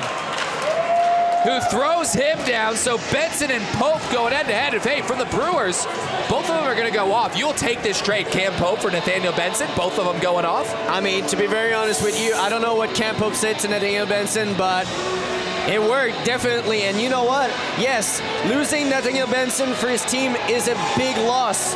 It's a big, big loss out there. He's going to be gone for 5 probably. So, Look, oh, it's tough. Two very different reactions. If I'm Eric Leon, I'm furious. And if I'm Mitch Villani, I'm saying, nice job, Cam. Way to go. That's a piece of the puzzle for the Xtreme that's going to be really hard to put back. Well, Nathaniel Benson is tied for the team lead in points entering the game with 7 points, 1 goal, 6 assists. He's a playmaker. And the Xtreme, who are already missing a couple forwards, will be without maybe their top one for the next 5 minutes. It's a 5-minute major. And ironically, if you're watching from home, you may not know, those two are teammates in the Adelaide League. They both are jokers. So Cam Pope takes out a player there, and now crunched on the side as Tom Tate is a bit sore, but the Brewers have numbers the other way. Leeming down low, big save, Jeremy Friedrich. Friedrich makes a tough one in tight.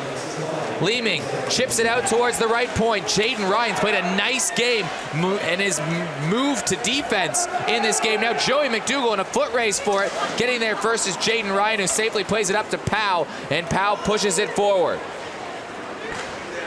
Geyer. We're starting to see a little bit more intensity. I would like to see if it would keep going, because this is the type of hockey that, you know, 2 first-place position teams should be able to play. You hope this carries through to the third period, don't Absolutely. you?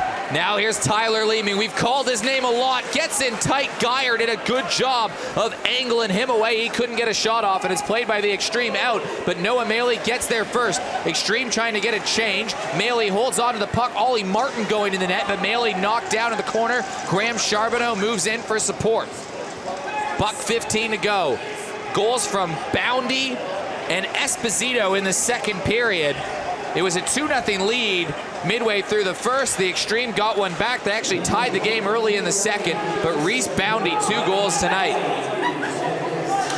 Back behind the goal, icing waved off, picked up by Jai Sarcic. Sarcic hit hard in the corner, and that might get a penalty called.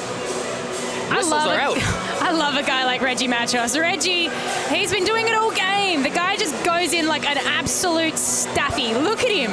Sarcic is just standing. He has no idea what's coming, and the helmet goes flying off his head. I mean, Reggie's got to be in his 30s. He's got kids of his own, but that guy plays like he is 20 years old. I love it. It's all about passion at the end. Oh, It's all absolutely. about. He's got a lot of it. Oh, yeah. Absolutely. It's all about passion, grit, heart. You can be 30, 40, 50 years old. If you have it in you, you become a threat for any team. And look, and it's he drew a hard. penalty. Yeah, and that's the thing. I mean, it's hard to say. Watching it, I actually think that's an okay hit. I think Jai's, you know, he's standing up against the boards. Reg goes in with the shoulder, not the stick. I mean, I'm okay with that, you know? I mean, I don't think the boards are okay with it, but I'm okay with it. Yeah, that's a beautiful, clean hit. Oh, look at the momentum And then on it was it. Sarcic on the retaliation that I think got one on the return. Yeah, look, you get hit like that, I'd probably be annoyed about it, but I probably wouldn't be making a song and dance about it. You don't want to draw attention to the fact that someone just did that to you. But to be very honest with you, I was looking at Tom Tate, the hit that he got on the corner there. He was just at the end of the stanchion of the board where the glass ends. Okay. And that It looked awkward. It was very painful. I can see his face coming back to the bench. He was in a lot of pain and a lot of discomfort. Right, so not this one here, but just a bit further down to the left. Absolutely. Right, okay. See, I think Sarcic got off okay on that one. I think he was close enough to sort of absorb that impact. But, I mean, his helmet did go flying, so let's make no mistake. Reggie Machos did absolutely smack him. Really good. So Tom Sack goes back to being the point man with Zach Boyle on the power play. Although it won't be a power play, so it's not a penalty. I would love to see. I didn't think it. Yeah, they were signaling for a penalty, but yeah, it's back. They thought it was. No, I don't think it is. Oh, okay. It's just 5-on-5, so they're not going to the power play. That's discussions. That probably seems okay to me. I thought that he was okay. Down in the corner, so 5-on-5 hockey. Best trying to hold on to it. Sack on the backhand, couldn't quite settle the puck down. Knocked down by Zach Boyle. Boyle working around in the corner. Boyle on the backhand. turns on an angle, back behind the net, drops it off, sharp angle shot from Ben Handberg. He goes for the second chance opportunity, and Geyer floats it back out in front of the net. And Brandon Taylor almost creates a turnover. He forces Jaden Ryan to retreat. Noah Maley trying to keep it in, and he does. Pushes it off to the left side before Zach Boyle finally clears the zone, but Maley goes back, creates a turnover. Taylor enters the zone.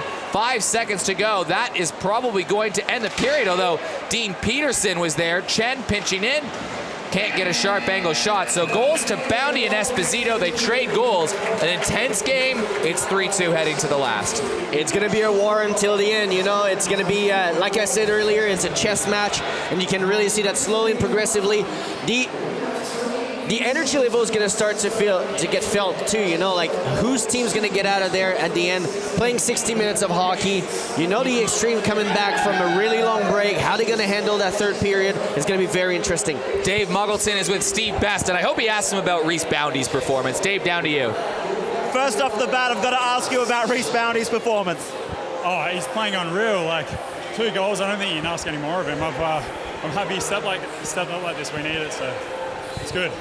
So another idea is you might need to change your team name to the Giants, because in that 5-on-3, Mcdougall Trinka was huge. Yeah, he literally just stood on his head then. Like I think it'd be a 4-2.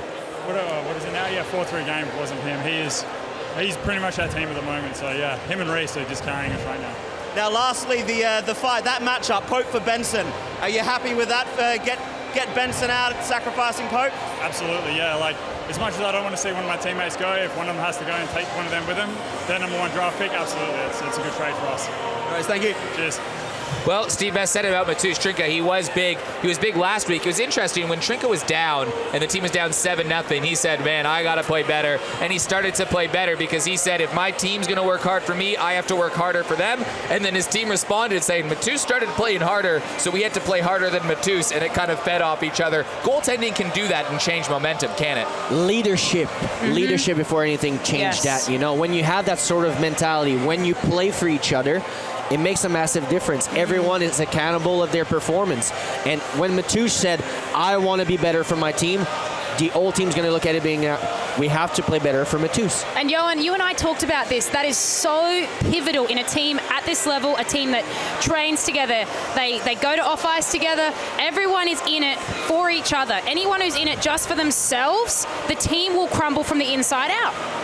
First place on the line in a close contest at the Ice Arena. Brewers 3, Xtreme 2. We'll head back to In the Slot in the intermission show before Eric, Justine, and Johan are back with you for the third. We'll see you then.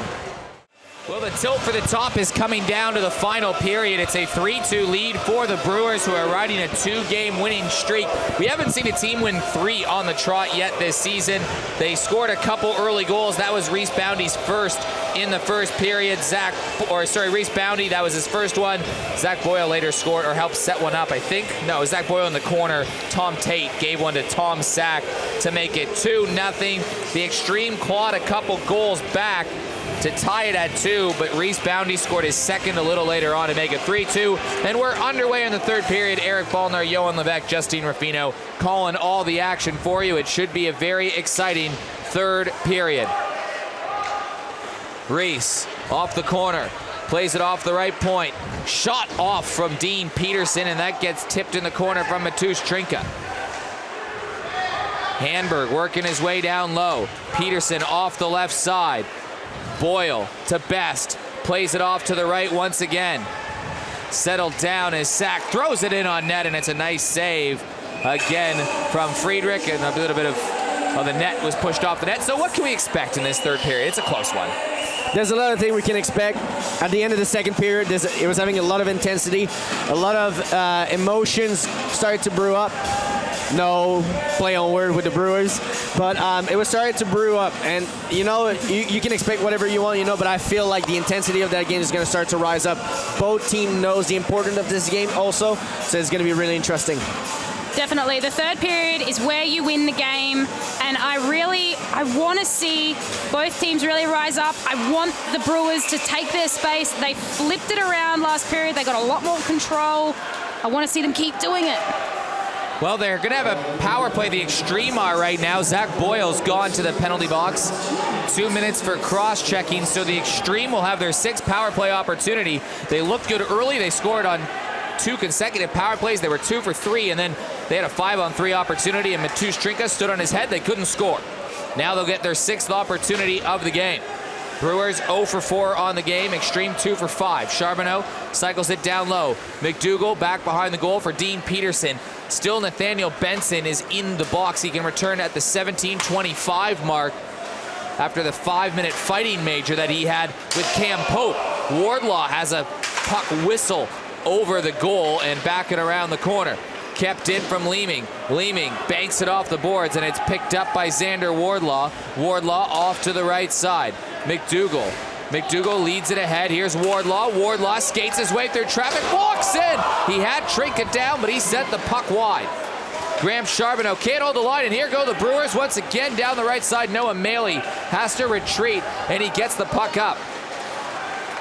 There's a moment where the D's needs to stop backing up. When you have a guy like Wardlaw coming in with that much speed, the more you back up, the more you give him place to actually, like, space to be able to shoot and have a really good shot at it. So you have to step up. No, I agree. And in the NHSL, this is the time you step up and you make that hip check. Xander Wardlaw is a small guy, so it has to be done right and with really good timing. But that is an optimum opportunity as a defenseman to show you're taking the space back. Tom Tate, with just 15 seconds to go, gives it away, and here comes Pope, short-handed, in all alone, walks in. Jeremy Friedrich gets a toe on it, and it goes to the corner.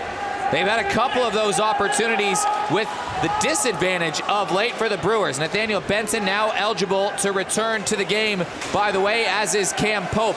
Puck gets tied up in the referee's feet. There's a player coming out of the box, and Chen had to go survey the situation. 28 shots to 25 for the Brewers right now. Both goalies playing well. Skirmish for it down in the corner. Esposito comes away with it, and that puck goes way out of play. Did that hit a guy down there? Out. It hit Dave Muggleton on the side of the net, I think. The producer of the show here, Dave, and Dave's recovering from a concussion, so you never love it when something hits him off the side. That was my first thought as well. It had to be Dave. Well, we'll hold our breath for that. Dave, shout out to you. Yeah, it went off the camera guy on the side. Back to the action. Dan Strawbridge carries it out. Tom Sack tries to poke this free, backhanded in around the boards from Xander Wardlaw. Strawbridge off to the right point, kept in from Graham Charbonneau. Mcdougall tried to tip it. It was behind Trinka. Rebound opportunity. It goes off the back of Matusz Trinka. Mcdougall back to the left point. Charbonneau down low. Mcdougall off the side. Charbonneau skates it back towards the left point. And it's tipped away. They're not on a power play, but it felt like it there for the Xtreme. Tom Sack couldn't settle it down. Charbonneau cut him off. Charbonneau leads Mcdougall ahead. Off his skate and off to the right side. Long shot in, cleared away from Jeremy Friedrich and out of play with 16 minutes to go. A little bit of a bouncing puck, a little bit of a broken play here.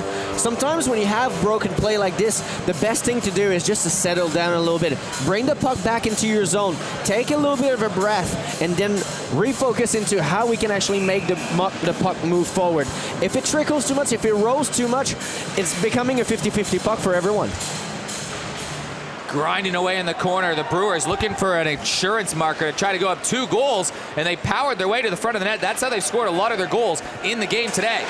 Ollie Martin wheeling forward. Noah Maley gets the loose change, plays it back to Benson. Now it's a giveaway. Leeming in tight, backhand scores. Tyler Leeming off the turnover gives the Brewers a 4-2 lead. Second turnover, second goal in their zone that they gave the Xtreme. Every defenseman's nightmare. You are seeing it. Tom Tate is not happy. I don't blame him. Oh, it's literally playing the defensive position. That is the worst case scenario because your goalie's not ready. You're not ready. No one is ready, and no one was ready for Tyler Leeming. But who hell's Tyler Leeming? I have It to does say, not help when it's Tyler Leeming, does it? I have to say, great read again on the play, being able to stick on puck, do the right thing, put his body in the middle of the lane, and go on a breakaway. Graham Charbonneau off towards the right side, kept by Nick Powell. Maley plays it off to Ollie Martin, throws one in on net. Charbonneau trying to go in there. We've got a Martin, Maley, and Benson line, so they're mixing up the combinations. It looks like a little bit. Wardlaw and Benson separated. We'll see if it's temporary. Shot in from Nathaniel Benson. I don't know if this is just because they're trying to reconfigure their lines after it was an adjustment, or it's actually a different pairing. We'll find out. The third line's coming out, so we'll see what the pairings are on the next shift. Well, the Xtreme are throwing everything they have literally at the net. Everything is push it down there, and when you get scored on, it's not a bad way to play the game. Push it down there, get it away from our goalie, give him some time. Let's get some offensive opportunities. Absolutely, I'm agreeing with that too. Reese Boundy, he has 2 goals in this game already as Reggie Machos has this tip out. So now they're down by 2 goals. It's not as open and wild as it was last week, so 2 goals feels like a bigger margin to overcome. Where's the Xtreme's head at right now, do you reckon? Well, you have to push a pace, and it's crazy to say that you have to push a pace in third period when you haven't played a game in a month. But you have to go and dig inside of you. You have the will of winning a game. This is where it's all about it. This is where the best team will get out of this winner. Reese Boundy racing for it. He's got 2 goals already. He tried to go for the hat trick, and Jeremy Friedrich makes a save he absolutely had to make. Strawbridge shovels it to the right side for Boundy again. What a game Reese Boundy is having. He is possessed. He is possessed right now. Taylor leads it ahead to Wardlaw. Wardlaw is trying to skate through 4 different Brewers, and he has to go get his own turnover. And now it looks like Wardlaw and Benson are back together as Widger cuts towards the net. So it was just them trying to catch up on their line combinations as the dynamic duo get back on the ice, and they might need to summon a couple of goals. Knocked down from Wardlaw, and he's got Mcdougall going with him. He gives it to him, scores! Showtime, Mcdougall makes it a 4-3 game. That combination, Benson, Wardlaw, Mcdougall, we talked about it before. The calming presence, the finishing factor, that was Joey on this play here. Here's Wardlaw with the pass across. Mcdougall is exactly where he needs to be, and he puts the puck exactly where it has to go. Great feed across, and Mcdougall just had to open up a little bit, just putting himself in the right position. But Joey Mcdougall is literally the type of player that when he has the puck on his stick, his heart rate's seems it's dropping down. He is so composed when he's got the puck on his stick. It's incredible. I think that's why he's perfect with these 2 players. 4 goals for Joey Mcdougall. He's played 4 games this season. It's his first game back in over a month. He missed that extra week due to injury, and then the Christmas break came. Leeming just scored a goal to make it 4-2. Long shot from the point. Jeremy Friedrich makes the save. So it's back to a 1-goal hockey game, and it might be a question of which goaltender will make the biggest save down the stretch. It comes back to my point at the beginning of the game. Who's going to be the MVP? Who's going to be the guy that's going to step up? As we have a first-rounder pick with Matthew Stricker. We have a marquee goal player with Jeremy Friedrich. Who's going to be the guy? Who's going to be the guy that's going to lift his team up? It is battle of the goalies, and they just happen to be very, very good friends. You'd think in a town like Adelaide it'd be small, but these 2 are close. Tip forward, Ollie Martin kicks it to himself, throws one on net with Maley kicking away at the front of the goal, and he'll finally be shoved out of the way. See, this is what I like Martin about pointing Brewers. to the puck at the back of the net. He knows that's not a goal. I love this about the Brewers. They completely jump on anyone who's in the vicinity of Mateusz Trinka. They are just absolutely not, get away. They are forcing players away from their goal. Look, hands are up. Nope, that's enough. This player right here, Noah Maley, I think it is, had 3 guys on him. That is defense I love to see. Peterson getting the call up to this line to play with Maley and Martin, so there's 1 adjustment. Maley grinding in the corner. Esposito will look for where he gets placed in the lineup sheet. He was on that line before. Ryan joining the rush. Tipped forward from Ollie Martin, puck not out. They can still go on the forecheck, and there they are with the puck. backhanded. Leeming in tight, backhanded play. Poke check from Jeremy Friedrich, and Jordan Geyer tries to go the other way. Still settles down the puck, enters the zone. A little bit offside, but a big poke check the other end from Jeremy Friedrich. You have, and it comes back to another point that I was bringing up, the bouncing puck. You know, a bouncing puck is basically a 50-50 puck. So at that point, you have to be the one, when you see this, you have to be the one that is the most hungry for it. You have to be the one that wants to jump on it and create something with a 50-50 puck. Draw one, Brewers trying to poke this out towards the outside. Benson tries to angle it forward. Long shot in. I don't know if, is Esposito maybe hurt from the game, because now Benson is on a line with Taylor and Holland, meaning they're probably playing right now with two centers. Seems like Nat's making up for lost time. Well, it looks like they've rolled kind of Benson, then There's Esposito. there's Esposito. So it's now Esposito, Martin, and Maley. A few different combinations being thrown at us in these last 5 minutes. I think Eric Lean just got the blender out and he started to try to figure it out, different combination. He's having the bingo ball, the bingo roll or something. I think he's more analytical than that. I think he's trying to match lines really well. Maley walks in, fires one, and Matusz Trinka just holds on to that puck. And it's going to be interesting, you know, and as a coach, you have to do this, you know, like it's your responsibility to find the spark for your team to actually get back in that game. You know, they're one goal away to get a tie, you know, so it's really important as a coach to show a little bit of leadership and try to figure out something for your team to get out of there with a win. He's already operating with a short bench, a couple players missing in action tonight. Benson with a sharp angle shot. That goes high and into the corner and played all the way back out, but Aaron Widger is standing there. Tipped off Jai Sarch's stick, and Widger goes tumbling down. That one goes in behind. I think he got tangled up with his own teammate. Kept in at the point and chipped off the boards. Joey Mcdougall just scored to make it 4-3. Works his way out the left side. Skates around the defense. Tries to get in deep, but Zach Boyle there to pick up the scraps. And he'll play this around the boards, and it bounces over Sarchic's stick. And Reese Boundy looking for a hat trick. Walks in. Boundy stopped by Jeremy Friedrich on the breakaway. Wardlaw, right side, finds Benson. Benson tried to whip it in, looking for his partner in crime, picked up by Boyle. Stretched to the right side. Boundy's being denied now on 2 breakaways, and he's already got 2 goals today. He's definitely feeling it. That's unbelievable for him. He's got wheels. Hey, when he wants to get going, it's incredible. The big guy can will. I've never seen him be in the right place at the right time so many times in a game. Leeming powers his way in tight. Jeremy Friedrich has stopped a flurry of saves in the last few minutes to keep it a 1-goal game. Long shot in from the point. Down on the right once again. Ryan pinching his way up. Distributes it off to Tyler Leeming. He's got a goal already. 4th goal of the game was scored by Leeming, but he's been creating all night. Now Powell in front, Friedrich, a big glove save.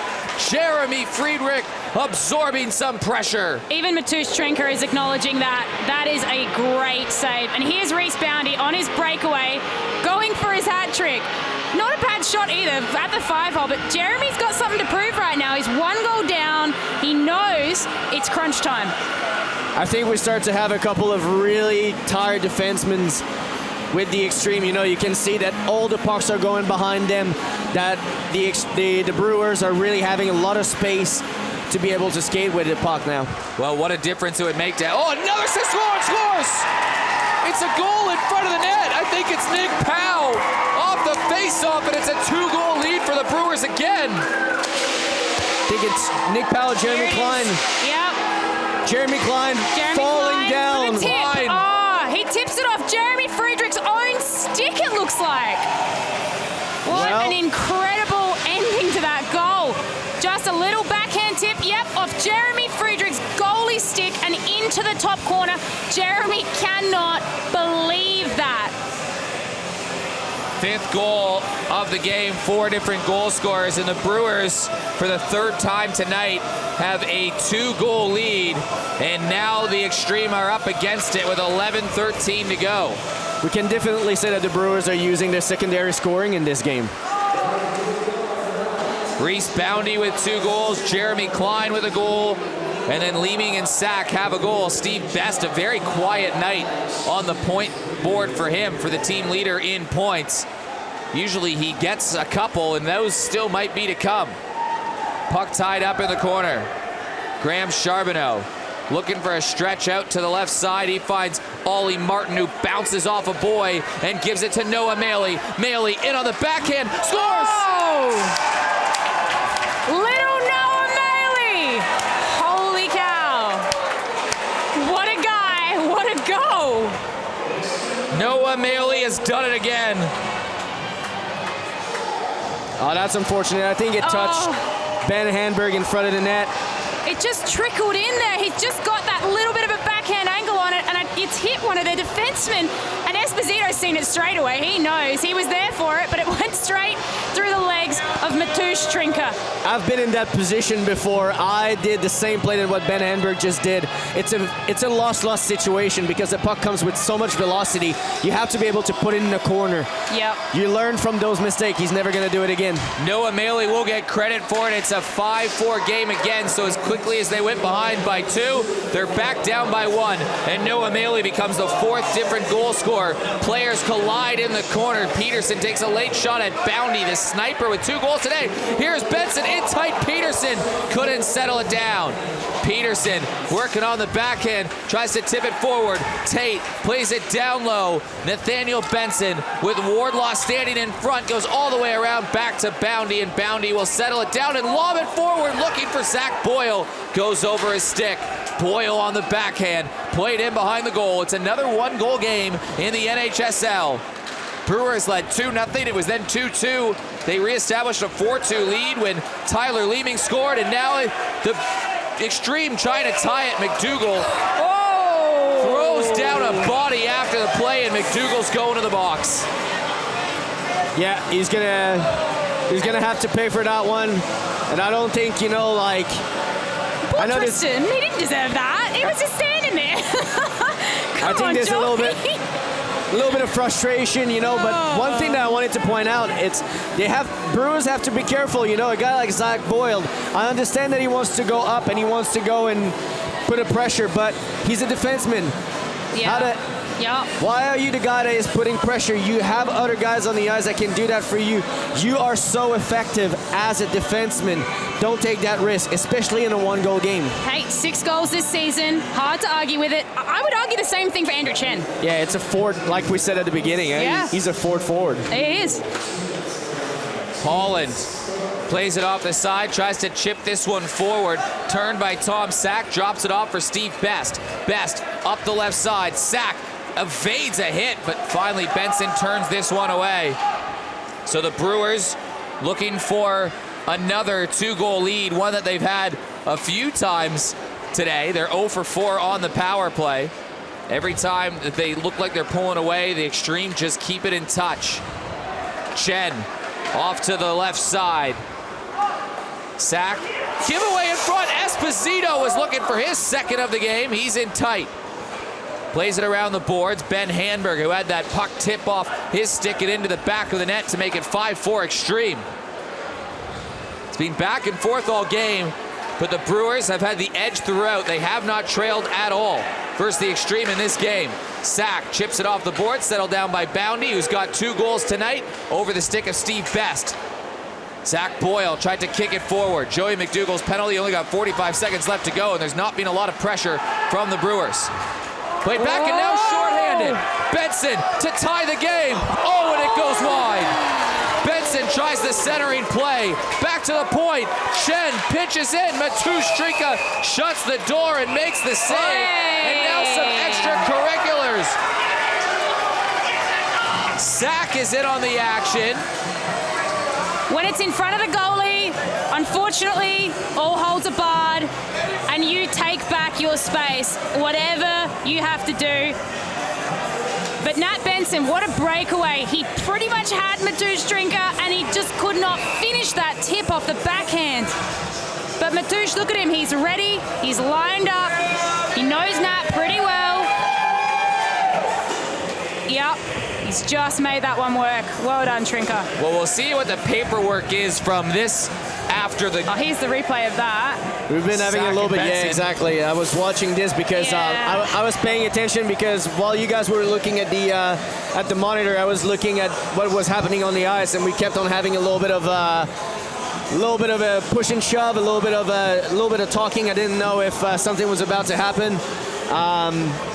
But yeah, I feel like what's happening with Nat Benson when he was coming in, same thing that what happened to Steve Best. You know, he just looked up to see where Mcdougall was in the net, and then that puck just like, whoop, that started to trickle. millisecond, Absolutely. just that delay. Yep, absolutely. And in this, you can see Sachs kind of pushed him away, taking the space back from the goalie. Nat saying no, and Reese comes in. He's a little bit high for my liking. I like for someone to go in and, you know, defend their goalie hands down, but that's what he's probably going to go for at the end of the day. Is his hands are a bit high. He's probably grabbed Nat around the head and the face a little bit too much. But you know what? You defend your goalie, you defend your goalie. Look at Sack right here. That's textbook. That's great goalie defense. Reese, a little bit in the grey area, but you know what? Nat didn't back off. He didn't say no, that's fine. And Trinko was probably a bit ready for it too. If you have a look at his body language, he's going, yep, this is what the boys are here for. One of the things also that we have to remind people is it's the second half of the season now. So the intensity level will rise up, you know, because every game is going to be even more important. And this is where you're going to start to have a little bit more of those afterward whistle, whistle kind of like. Well, they've bonded more. push and shove. They've gotten together more. Trinka's 17 years old. The boys are going to want to protect him. Well, it's 4-on-4 hockey right now. Boundy with 2 goals off the ice for 2 minutes, but then in 20 seconds, it'll be an Xtreme power play and a chance to tie the game. The Xtreme were down 2-0, then 4-2, then it was 4-3, then 5-3, now it's 5-4. So the Xtreme have stayed in touch the whole game, but now they'll try to go for a tie. Now, a tie or this game going to overtime would be worst case scenario for the Stars. They need one of these teams to lose so they can just be 2 points behind them. Doesn't eliminate the Stars or anything, but it makes it a lot easier when you're just chasing 2 points. So that is the formula right now. Benson glides it across to Chen. Chen off the boards. Brewers play it high and out, and we'll get a stoppage in play. This is just another example. I feel like their strategies are there, they're sound, and they work. But the Brewers have this presence today. They're just not having it. They're just really taking up their space. They're being physical. They're saying no. They're denying them that space.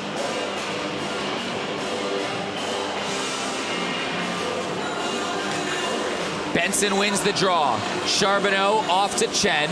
Chen plays it off the boards, off to Wardlaw. Wardlaw trying to set something up. Mcdougall out of the box on the power play. Rebound was there, tipped out. And here comes Tyler Leeming, shorthanded, working against Wardlaw. Gets around him. Leeming in tight. Jeremy Friedrich. Huge save, and the Xtreme will go the other way. Pinching back is Nick Powell. Plays it into the zone, and Xander Wardlaw will slow things down. Off to Mcdougall. Mcdougall can't enter the zone. Zach Boyle over him. Mcdougall takes the puck back. Mcdougall's got Benson with him. Benson in tight, tries to go high, and a penalty is coming up to the Brewers again. So the Xtreme will have a 5-on-3 chance. Extra attacker on. Chen to Mcdougall, and it'll be touched up. So no, it won't be quite contact. So Esposito back to the point to Charbonneau. Charbonneau looking for something. They need that shot. Chen with a lane, fires one, scores! It's a tie hockey game! Andy Chen makes it square! And that is exactly what you are looking for. The penalty's been drawn. You pull the goalie. You have the 6th man. You pass it to this man, Charbonneau, to Chen, who has space. He has so much space, and he picks the spot, and he makes it. Lots of traffic in front of the net. Very difficult for Mcdougall to be able to even position himself in front of the shot because there's so many bodies in front and into his crease, you know. But, I mean, when you have that much time, you had a perfect point on that. When you had that much time to actually walk in and take that shot, it's very difficult for a goalie to do the first save. And that's the goal. 6 men on the ice, you're opening up space, and Chen, he had it. 3 goals with the man advantage that the Xtreme have scored now in that game, and that's a big reason why this game is all tied up at 5. So they score with the delayed penalty call. So they'll still have some power play time to work with if they want to try to hit the front. Well, there's one thing that it's sure 100%. I hope that all the fans of the NHSL are entertained, because every single game has been an It's something, isn't it? an absolute treat. Whatever will happen, it's been absolutely amazing. How many OTs have we had so far? I mean, overtime has happened so many more times than I think anybody anticipated. I mean, is it going to happen again tonight? Are they going to be able to hold them off? Am I allowed to say I hope not? Yes. As a Stars player, you absolutely are.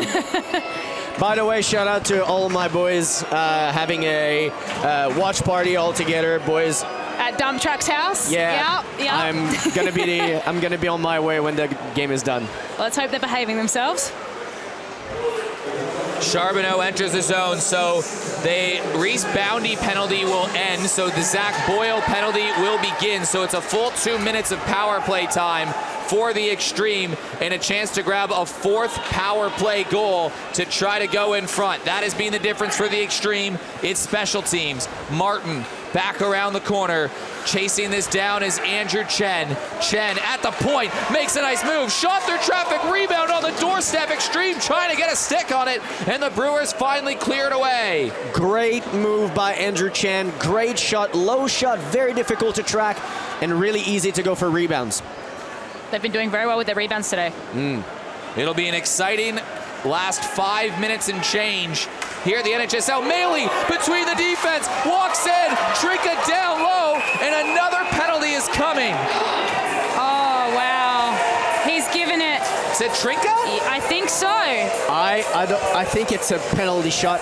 No. He just gave the penalty shot. He Simple. just gave that a penalty was shot. 100%. Wow. Surely not. Here we go. This is the replay. Noah Maley acquiring the puck, far side of the ice, wins the chase, but Trinka comes out and he pokes the puck. Yeah, He's but going for the puck. if we look at the replay again, we're going to see Nick Powell, the sticks right at the hip. Tristan Reese. Tristan Reese, sorry, right at the hip. Sorry for Nick Powell. Tristan Reese. So Noah Maley will have a power play penalty shot. The Brewers had one earlier and they couldn't score. Can Maley get his second of the game? Walks in, Maley scores! Oh! Trinka was not quite ready for that. Holy cow, what a This shot. dog has some bite. Noah Maley with his second goal of the game, and the Xtreme have their first lead of the game. He actually mishandles it. At some point, he mishandles it, rehandles it. Here again, you see it, and goes for the other side. I think that what he was actually planning on. I think that's what Machush read it wrong, because Noah mishandled it initially. He and actually- you can see Tash here as well. He actually went from an unfortunate situation to a fortunate situation. Very quickly, too. So the Xtreme, who were down 5-3 about 10 minutes ago, now have a 6-5 lead, and they're still on the power play. They've scored 3 power play goals tonight and scored on a penalty shot. The Brewers, meanwhile, 0 for 5 on the power play. They also had a penalty shot, and they did not score. That was Steve Best all the way back in the first period. You want to know what your game story is? It's that right there. Absolutely. Can they get a 4th power play goal? Benson leading Wardlaw ahead, and a loose puck in the slot. Benson knocks it down. Mcdougall had the open net, and that one had Matu streak it down, but it goes wide. Wardlaw back to the point. Geyer trying to hold the line, and they finally get out, and he plays it back to his defense. A wild hockey game here once again in the NHSL. Noah Maley with 2 goals. He's got 4 on the season. Has he been the Xtreme's best player this season?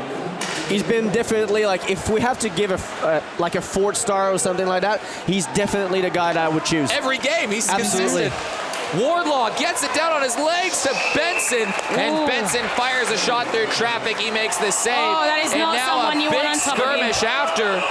Oh. Yeah, well, Benson is down. Stevie is not someone you want on top of you when you're on the ice. Stevie's a big guy. He's toned. He'll be happy to hear it. If he's on you and he's pushing down, that's going to hurt. And Charbonneau's taking exception to it as well, which is not what you want if you're Stevie. well, this is the thing. So I feel like, and it's my own opinion about this, but Steve didn't really choose the best time to actually do that move. You know, he pushed ahead of Nathaniel Benson into the ice. Yeah. And, you know, when it's a 6-5 game, you know, like your team needs a goal. They need to have their best player on the ice. It's not necessarily the time to do that. Yeah. You're a leader in that team, you know, you need to be able to step up. And Mcdougall saw it straight away. You can see him. He's straight over there, and he says to Steve, that is not okay, man. Mcdougall and Best are yapping at each other. Charbonneau and Hamburger yapping at each other. It's been a passionate and fiery game from the get-go. That looks bad. That looks bad. Pushing down on someone's head. They're wearing a visor. Their entire face is actually exposed to the ice. It's dangerous. Not necessarily the type of thing that you want to see from anyone. No. But especially like you're a guy like Steve Best. You know, Steve Best is your guy that can literally change a game in one shot. He's a marquee player. He's a marquee player. Absolutely. You want him on the ice. Absolutely. And this is similar to what we saw with Nat Benson earlier. You know, do you engage in these altercations? Do you do these things that a coach would turn around and say that was dumb at a time when you need to score goals?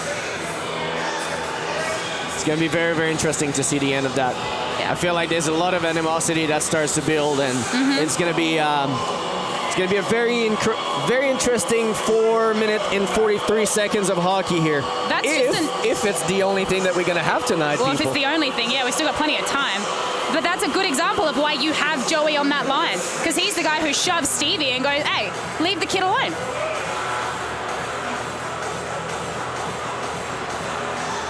Charbonneau still there discussing.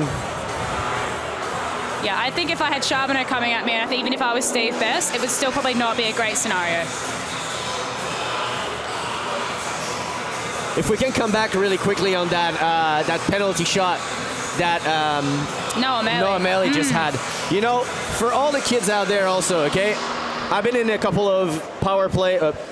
Yeah, exactly. So when you go into a penalty shot or when you go into a breakaway, it's very easy to have something in mind. You know, you want to have a little bit of an idea of what you're about to do, but you have to be able to say to yourself, to open your mind to something else that will happen, you know? Don't just go there with one thing straight in mind. I like to have an idea of saying to myself, look, if the goalie is giving me this, I'm going to jump on it, absolutely. But sometimes you have a situation like this where you get tripped, you lose the puck, the goalie is playing a poke check, you have to react to those kind of situations.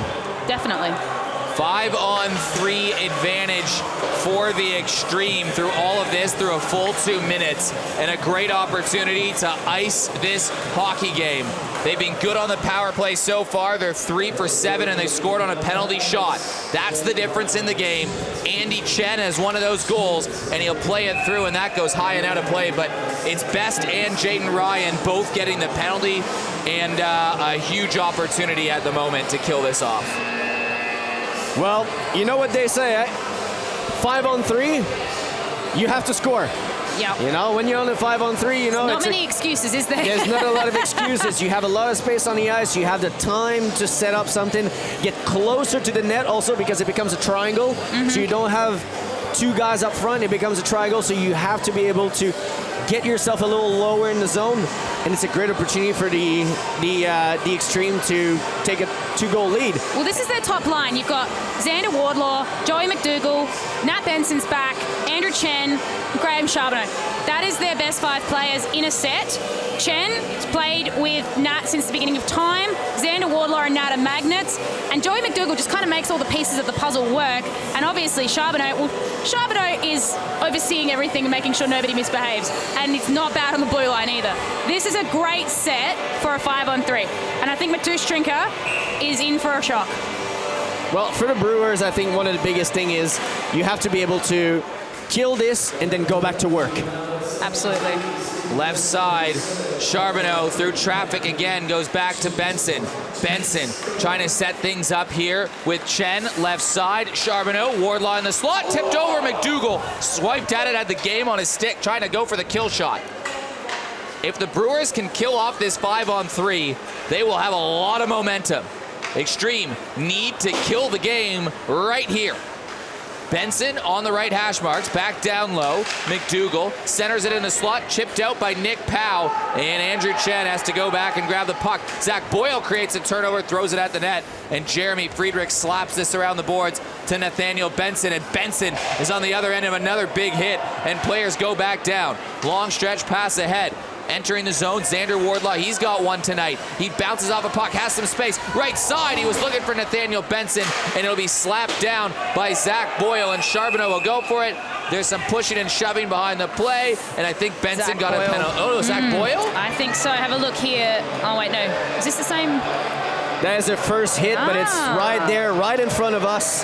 Yeah. Coming back into the zone. So it's payback. A little bit of a pushing and shoving again, but like with the stick, couple of slashing, and well, I heard Joey very clearly say number 6, and that's definitely not Nat Benson. That is Zach Boyle. So it's a 5-on-3 penalty already, so that will be logged. So in 55 seconds when the 5-on-3s end, another 2-minute penalty will start for the Brewers, so they'll pretty much be shorthanded for almost the rest of the game. That's a huge penalty to take. And Zach Boyle as well, such an integral player. As they were 50 seconds away from killing off a 5-on-3, they would have seized some momentum from that too. So the Xtreme have this in their grasp right now. It is their game to lose. The Brewers, though, well, they've scored a shorthanded goal before late in the game to tie it. Can they do it again? it's going to be important also for the Xtreme to play the clock very, very well. To be able to be responsible. Technically, you don't need another goal. Okay, you can win that game if you play really nice and simple hockey. A hockey that is efficient, that still have a lot of pressure, but a hockey that is not giving a lot of opportunities to the Brewers to come back into that game. Puck goes in behind the boards. Players skating for this down on the left side. Again, it's Ollie Martin. Shovels it down to Noah Maley. Still on 5-on-3. Martin to Tate. Tate to Peterson. Peterson across. Martin has the shot blocked in front of the net as Maley takes a tumble, and Tyler Leeming skates it out. He's been a menace all night. He's even scored a goal. He scored a goal to make it 4-2, and now a penalty is coming as Dean Peterson dragged a guy down right as the penalty expired. So instead of an Xtreme power play for 2 minutes, it's 4-on-4, and the Brewers now have a golden opportunity. This is a tough one, just looking at it here. Dean's stick sort of just pushes on the blade of Leeming. You know, it's one of those really unintentional ones that just are very unfortunate at this time in the game. 4-on-4, lots of space. You have to put players that's going to be able to, move the puck really well, but also skate really well. You have to use the full lane of that ice to be able to create something. Good time for a timeout, too. Yeah, we have a timeout here. Yeah, no, it's a perfect time for it. So what would a coach be talking about on both sides of the coin here? I mean, look, if you're up, you're saying, let's close down what we've got, let's count our blessings, and let's just deny them entry. We play really well as a unit. This is the Xtreme we're talking about. Let's keep doing that. Keep them out. The Brewers, push, push, push, push. This is the team that wins in the last dying seconds of the game. We have 2 minutes 42 to go. That is heaps of time for the Port Adelaide Brewers. We saw it last week. They do not quit. You cannot ever think that the Port Adelaide Brewers are done. There's even a chance, now it's a 4-on-4. 2 minutes to play, 1 goal game. Do you take off Mcdougall and do a 5-on-4? Oof. But do you give the free shot? You give the free shot, but you have a power play in a certain way. You have a power play, although it is icing if they go down because it is 4-on-4. Yeah, I mean, you would call. When do you pull the goalie? It's going to be a matter of when, not if, you'd think, with Mcdougall. Depends on the coach. Maybe with 90 seconds to go? Well, that's still a bit long for me. I'd say more around the 40-30 mark. But definitely, this is a good opportunity for the Brewers to get back at it if they are, if they really want to win that game. Charbonneau trying to lead a man ahead. It goes off Benson's stick. Ryan pokes it free. Back towards the defense. Andrew Chen. 5 different goal scorers, 6 goals for the Xtreme. 2 of them from Maley. 4 different goal scorers 5 goals for the Brewers, 2 of them from Reese Boundy, and they almost skated themselves in for a too many men. And did they? No, it's offside? Yes, unfortunately, I think Andrew Chen's skating in and just overhandled a little bit, and I don't think anybody else realized until they kind of crossed the blue line. Cam Pope, though, almost jumped onto it, too many men. Yeah, very close. We've seen 2 penalty shots. We've seen a fight. We've seen a pretty passionate affair from both sides, but the real game story is Xtreme special teams, 3 for 9 on the day, and the penalty shot, and the Brewers 0 for 5. And they didn't score on their penalty shot. Both teams have had a lot of opportunities. Leeming loses his stick behind the net. Time ticking away, 1:40 to go. We've had a bunch of whistles this last little stretch. So now with 1:39, Matus is getting the call to the bench. Would you wait to win this draw, given that the Brewers are the worst face-off team in the league? I mean, the actual distance from the net to the bench, you know, do you take that into consideration? My whole thing would be they can see now at this face-off that net is empty. They can actually change their plan. They can plan to go forward based on that net being empty. Mcdougall pushes it forward. That's exactly what he does. Yep. And he goes all the way back, and now Ryan has to protect with that empty net there, and a player pinching up high. It goes off Wardlaw's stick. He can turn around, get a shot off. Glove down, goes over the glove, and Tom Sack just deflects that wide. So the empty net is now in play. Sack skates it up the middle. It's an interception. Wardlaw turns. Mcdougall has an open net, and he sent it wide. He had the game on his stick to finish it off for the Xtreme, and the Brewers still have a heartbeat. Puck bouncing, knocked down. Mcdougall's going to get a second opportunity. Mcdougall walks in, and he can't get a shot off, and he might have drawn a penalty. He did. The franticness of an empty net is something that can barely be matched in a game. Tomek Sack just saved the game right then and there in that replay. You can see it here. Joey Mcdougall just misses, but they can't match the frantic nature of a team knowing the net is empty.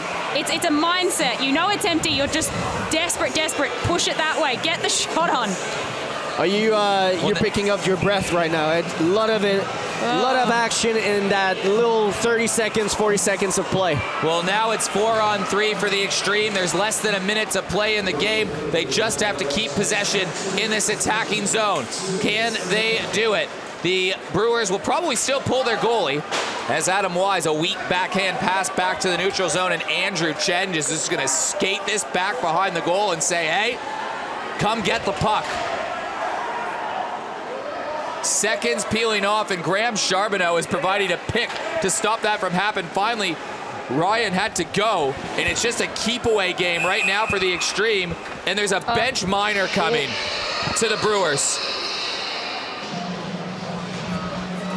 A lot of frustration from the Brewers. They had that game, you know, at the end of the second. 2 goals in the third period. At the end of the second period and starting that third period, they were in control of that game. They lost it, and now, you know, it started to feel. They literally, crazy to say, the Xtreme played the same game than what the Brewers did against us last week. It's a payback in a certain way.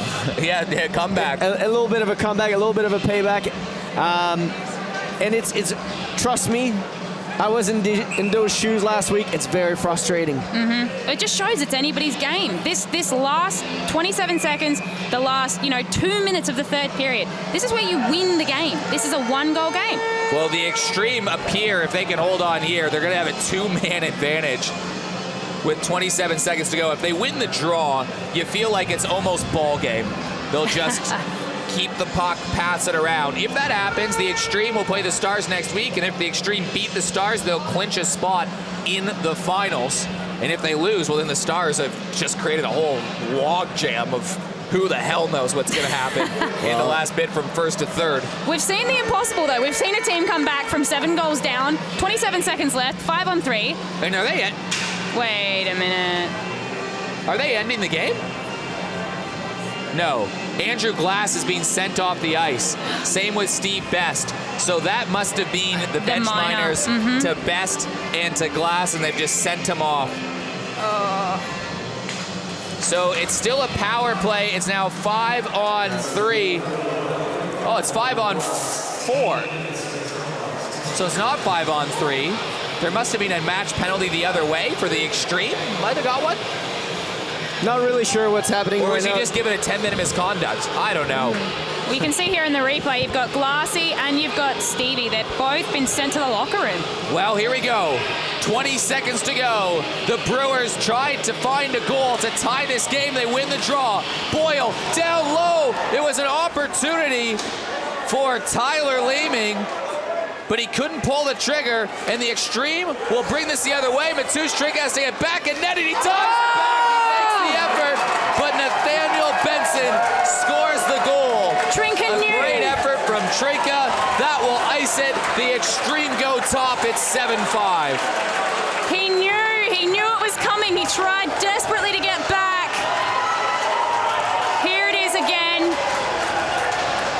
Nat takes control all the way out of his own zone, barely at the halfway mark, and just nails it into the opposing net. That is an impressive shot to make. Trinka, cool you can save. see him. He's jumping back and forth. What do I do? A little bit of miscommunication with the bench. I feel like someone was telling him to go. He was, Yeah. but by the same time, if I'm Mcdougall, I see someone from the other team taking the puck. Yep. I'm not coming to the bench, so he was torn a little bit. A Yep. little bit of miscommunication. But also, this is it. that shot. It's going to be the fourth, and now a Brewers player just threw a puck from the bench up to the roof. The Brewers had a 5-3 lead midway through the third period, and then it's like a switch just flicked. They lost their cool. They were undisciplined. They were down 5-3. They allowed a penalty shot, and the Xtreme took advantage. They were 4 for 10 on the power play, plus a penalty shot that they scored on.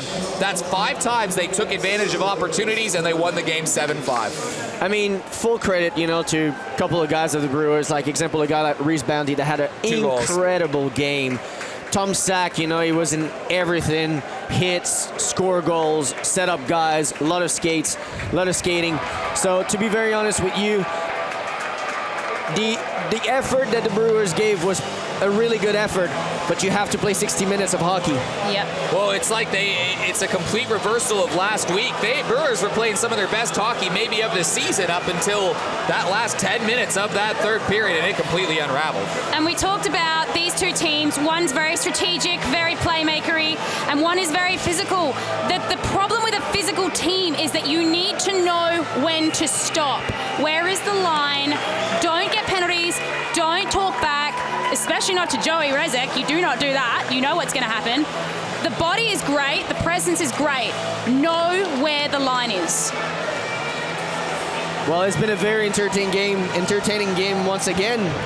Thank you very much for Yeah, that was fun, guys. I having really us with us. appreciate it. The Brewers fall to the Xtreme, and the Xtreme go top. On behalf of Johan Levesque, Justine Ruffino, and everybody on the production crew, Dave Muggleton on the ice, we appreciate you for tuning in. We'll see you next week. It's the Xtreme versus the Stars. For now, good night.